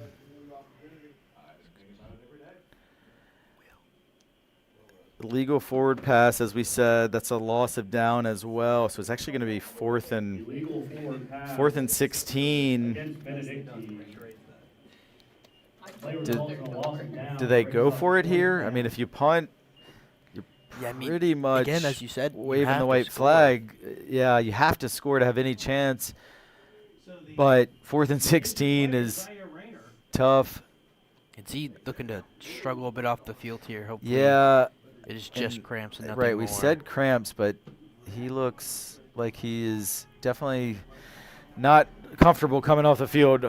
Prayers that Z, I think everybody knows, one of my absolute favorite people in the Trinity community. All right, they are going for it on 4th and 16. I think you have to. It's a good throw. Not quite, though. A little short, and that will turn over on downs. It's going to be incredible field position for Trinity. And Titans are in the catbird seat. And the Titans will take over on down. May not know what that analogy means, Champ. Can you explain that one for me? The catbird seat? Yeah. You're loving life.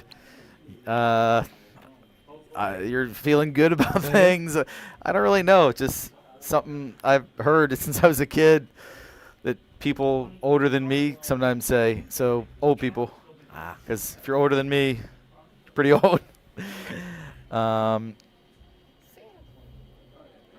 And Titans will take over. It's going to be at the 28-yard line of the Cadets. 7:30 to go. 22-point lead, and in my wildest dreams, I did not see it being like this. Titans are going to burn their last time out. Coach Mickens definitely looking frustrated, not the look he wanted. Hopefully that isn't a factor in terms of the timeouts. Still 7:30 left. But a lot of ball game. Yeah. It looked like they just weren't lined up right, and especially coming on the first play of a possession, you would not, you think you come out ready to go. So that's unfortunate. But back to what I was saying, that I expected a very close game. I thought we had a chance, but I mean, this Benedictine team has had such a remarkable season, and certainly their season, they still have it all to play for with the state playoffs starting next week. Coming in, Cadets, the #1 team. I'm not sure that they'll lose that spot, even with the loss today. I think they've done enough with their body of work to have a good chance to stay #1. Titans hopefully move up to 3, maybe 2. 2 would be incredible, which would give us a home game and give you and I another chance to work together, Silvio, but that'll all shake out as other games are played this weekend, because with the football rating system, there's a lot of different combinations, and some of where we end up next week will depend on other results.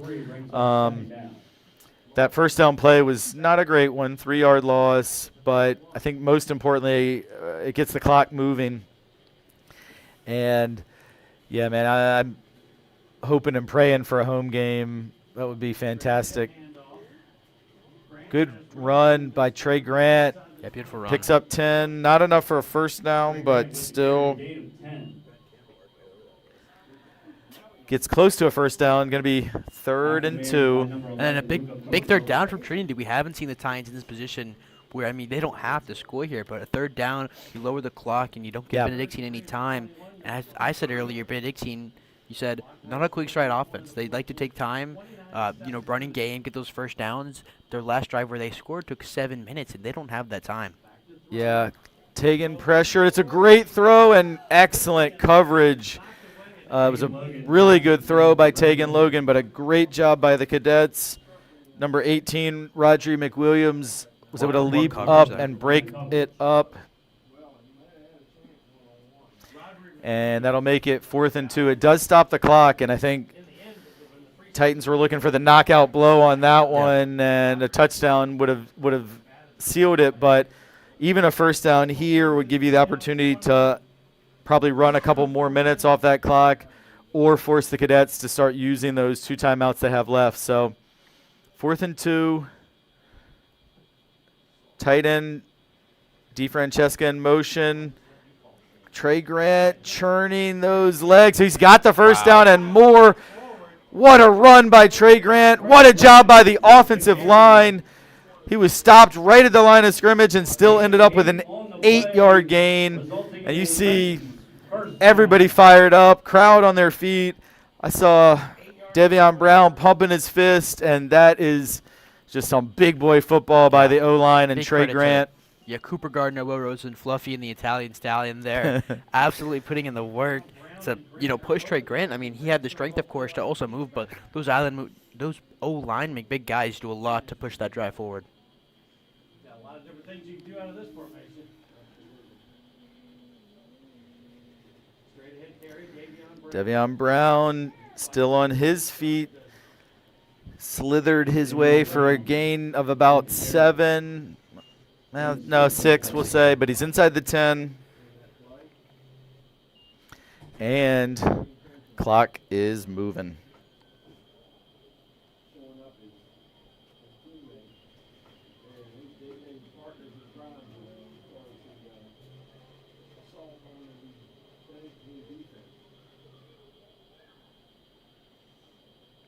Clock rolls inside 5 minutes to go. 29-7.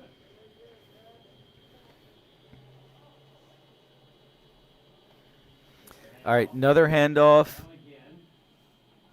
Still churning.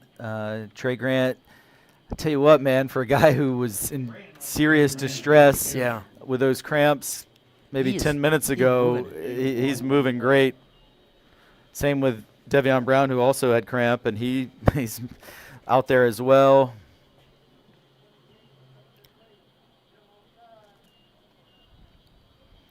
Third and 3.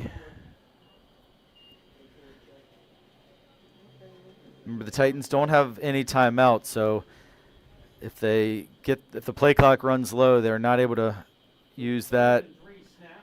It's a little shovel pass to Devion Brown. He shows off that speed.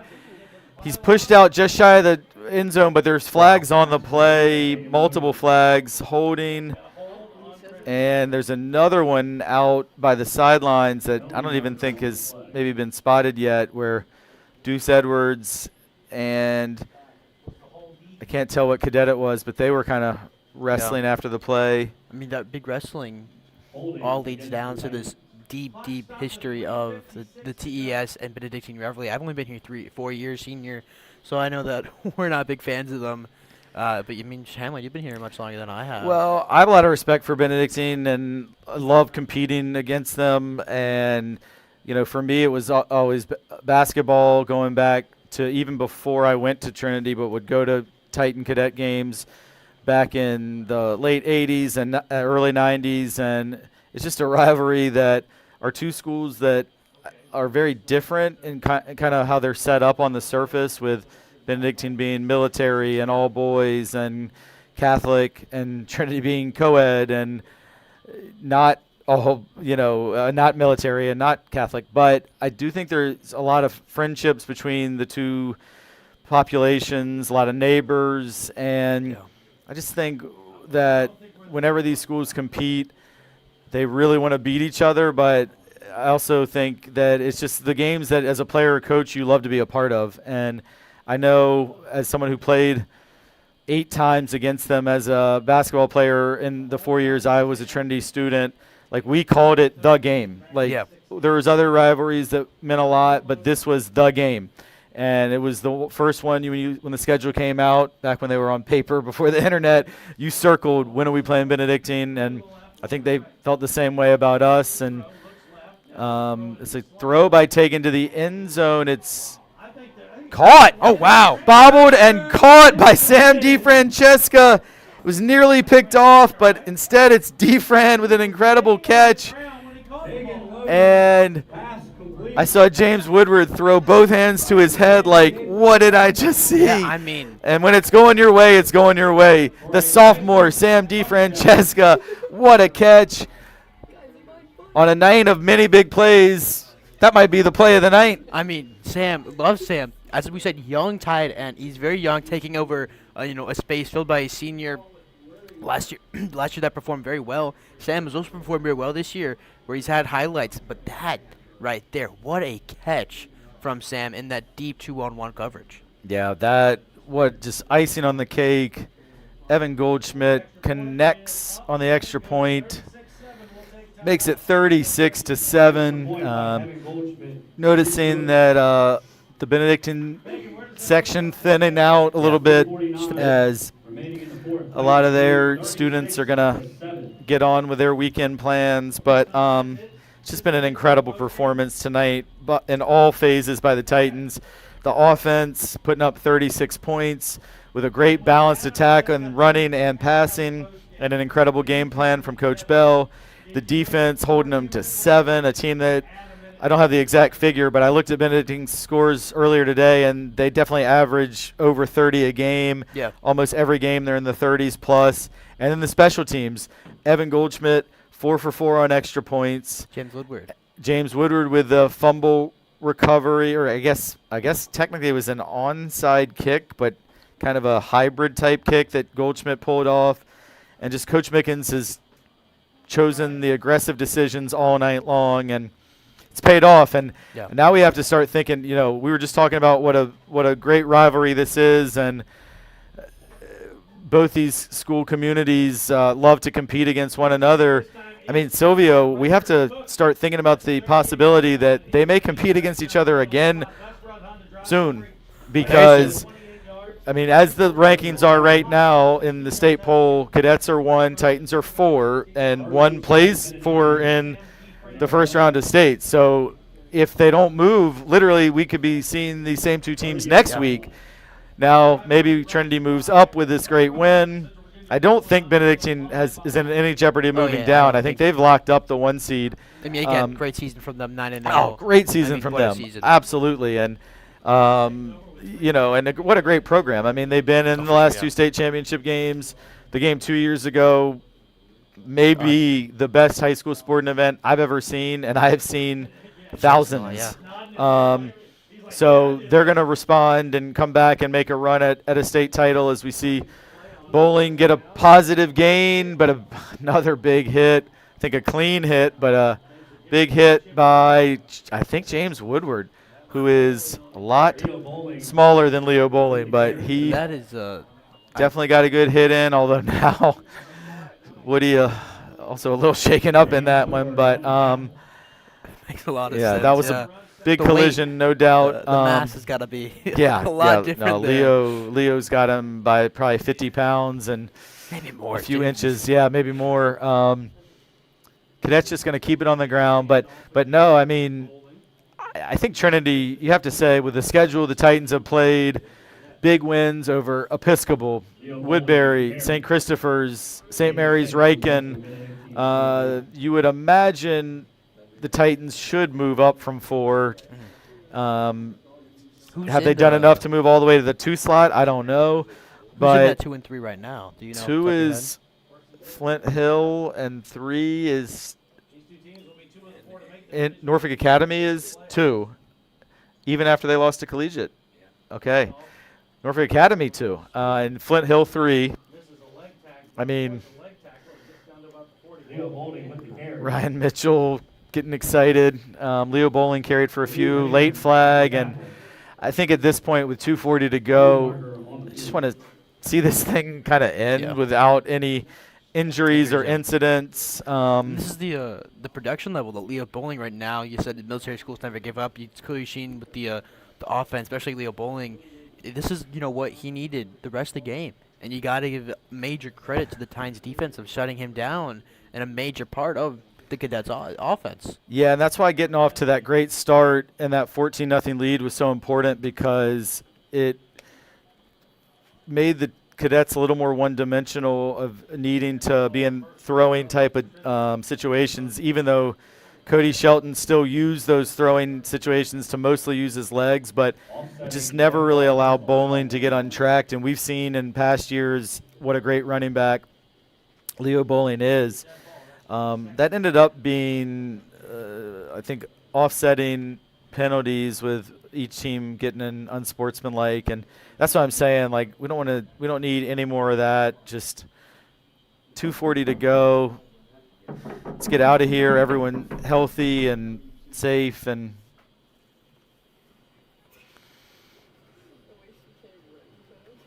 don't want to see any injuries. I think, as you said, no one wants any injuries. Both these teams have big state runs ahead of them. Yeah, this time Bowling carries for maybe a yard or so. It's going to be 3rd down, clock moving. And now we got a couple helmets stuck together, I think. Ryan Mitchell for the Titans, and looks like one of the Cadet offensive linemen, I think it was number 74. Yeah. Or 74. Ben McLemore, I think. Their helmets got stuck together. That might be 71, which would be Doug Clevert. Doug Clevert, or Clevert. Yeah. Something very football about having 2 helmets clashing with one another. All right, 3rd down. Throw out wide. And great tackle. Cody Shelton's pass. Complete. Is that Leo Bowling? No, it was Freddie Barber, 19 instead of 9. And I think Cameron Walker made the tackle. 4th on the play brings up 4th down for and 6. Cadets offense staying on the field.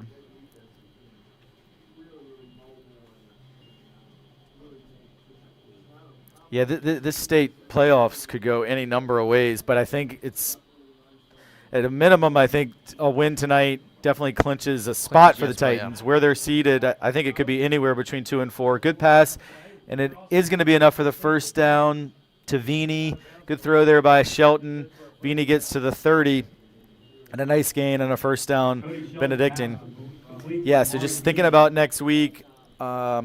I think probably we won't know till tomorrow night where things stand, but some of the possibilities as I just sort through this, if you're a Titan fan wanting to know where we may end up next week, if we stay 4th, I think we'll see a rematch of these 2 teams over at the Abbey next week. Move to 3rd, it could be maybe a trip to Flint Hill, maybe a trip to Norfolk Academy. That pass is overthrown. Late flag comes in, I guess, is maybe going to be pass interference there. From my vantage point, I can't even really see that corner, unfortunately. But or, if the committee decides that this late season run of the Titans beating St. Christopher's, Woodbury, and Benedictine all in a row, including handing the Cadets their first loss of the season, maybe they reward Trinity, move them all the way to 2, and then it'd be a home game against potentially either NA or Flint Hill. And I think St. Chris is still in the mix. Maybe if they can get a win tomorrow against Collegiate, they may have a opportunity to get into the playoffs still. So we will find that out. But if it's a home game, we'll certainly have the broadcast. Great job by the D-line. Jay Williams putting his stamp on this game yet again. What a night from him. What a night. What a career. When we've had to say his name, we have said it, and he's always there. He's always making those tackles, big tackles.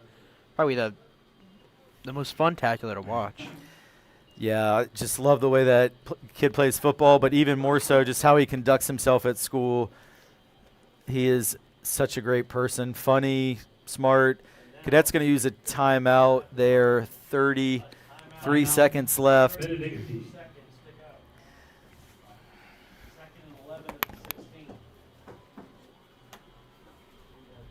Just want to see what it looks like. Can't see much from here. Yeah, I believe, Jan. We should make up a chant that's like, where did you go?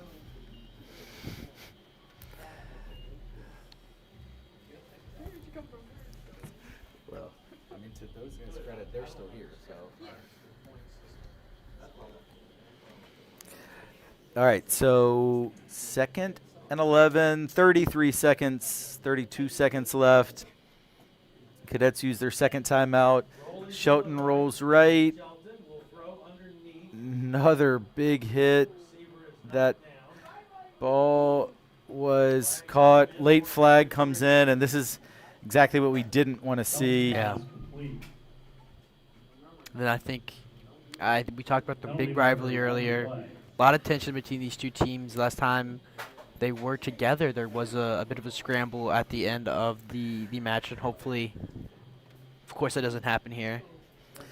Yeah, well, this will mark the 5th straight win for the Titans in football against Benedictine, and obviously there's some frustration on being on that side of it, and you get it. You know, it is a rivalry, and I don't know. At one point, it wasn't because they, you know, up until a few years ago, the Cadets were dominant on the football side. It was always a basketball rivalry for sure, but it really wasn't until in football until a few years ago. But so you got to give so much credit to this Titan coaching staff and the players who've created that because they've been successful. And Benedictine has been kind of a top dog in the Vista scene for many years, and now these last 2 state championships for the Titans. And if you think about it, I mean, I'm pretty sure each of these teams have won 4 state titles in the last 10 years. The first 2 for the Titans back when we were in D2, but I mean, we were in D2 because that was our size of our school. You can only play who's in front of you. So 8 state championships between these 2 teams, and the throw toward the end zone is incomplete. I don't think there's a flag on this one. Cody Shelton, pass intended for number 8, Riley Rorty. And Ball's incomplete. yeah, clock should be stopped on the incompletion. So 16 seconds to go. Fourth down. It's 4th down, so one last chance for the Cadets to Do something here. get a second touchdown. They could get a first down without scoring a touchdown if they can get inside the 5. I mean, again, maybe the touchdown would have impacts on the rankings, possibly, for the Maybe. Titans. Well, 36-7 definitely looks more impressive than 36-13 or 14. And Shelton is under a ton of pressure. Sack is made, although there is a flag. And I'm not who had that great sack. Is that Mason Love? yeah, it is Mason Love with the sack. Yeah, I haven't seen what that flag is yet, but Titan defense has gone off the field. Cadet offense has gone off the field, but depending what that flag is. Turnover on down. All right, I see the official signal, Trinity ball, and I think whatever that flag was, the refs may have just said, let's get this over with. Titans should snap it, take a knee, and this will be, I mean, in what's been a really great run these last 3 weeks with a come-from-behind win at St. Christopher's, a come-from-behind win at home against Woodbury Forest. Not behind tonight, but going to be the first blemish on what's been an undefeated season for Benedictine. And this final snap, and that should do it. Really well held fought by both teams, of course.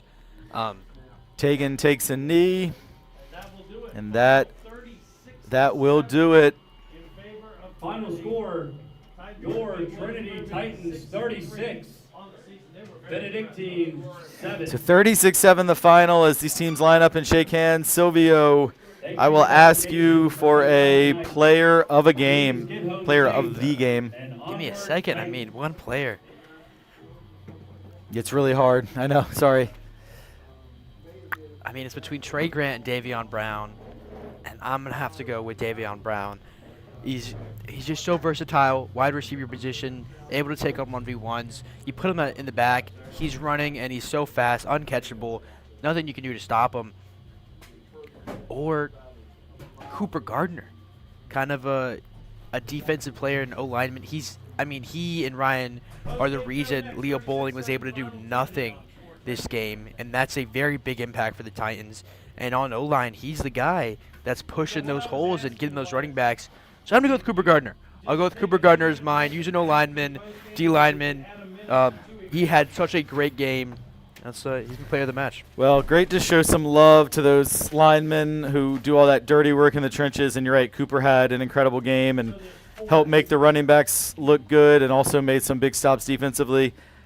I'm going to go with Jay Williams. I just think he set a tone with his tackling, his coverage and pass coverage, and the senior going to North Carolina A&T, J-Dub, one of my favorite guys ever to watch in a Titan uniform, is going to be my vote for player of the game. But, yeah, I mean, Trey Grant and Davion Brown also were incredible, and you got to give them a ton of credit as well. All right, so great night, a lot of fun. Thanks to Whit Farrell, one of our alums who did the PA tonight here at Huguenot High School. And great job by Whit, class of 2018. And the older brother of Cole Farrell, who Cole Farrell, my many guy. Titan Nation will know Cole. And thanks, of course, as always, to Carter Tyree for getting everything set up. Came over here earlier today, and we still managed to screw it up for a few minutes, but thankfully we got it going. Thanks to everyone who watched. Had at one point close to 400 people watching this game, so we appreciate all of you. Good luck to Benedictine next week in first round of states and what I'm sure will be a home game. Titan season will continue. We don't know yet who the opponent or the location will be, but the quest for a three-peat continues, and this was a lot of fun tonight. Also, thanks to Huguenot High School for hosting us. These private schools don't get a lot of these Friday night lights type of deals, and it did not disappoint. Electric atmosphere. Titan Nation showed out. Cadets were out in full force, and this great rivalry has another chapter, and this one goes Trinity's way, 36-7. Thanks for watching. Keep in touch with our social media channels, and we'll get the word out where the playoff game will be next weekend. Also, go support Titan Soccer Monday at Collegiate in the state quarterfinals. We are out of here. Have a great week.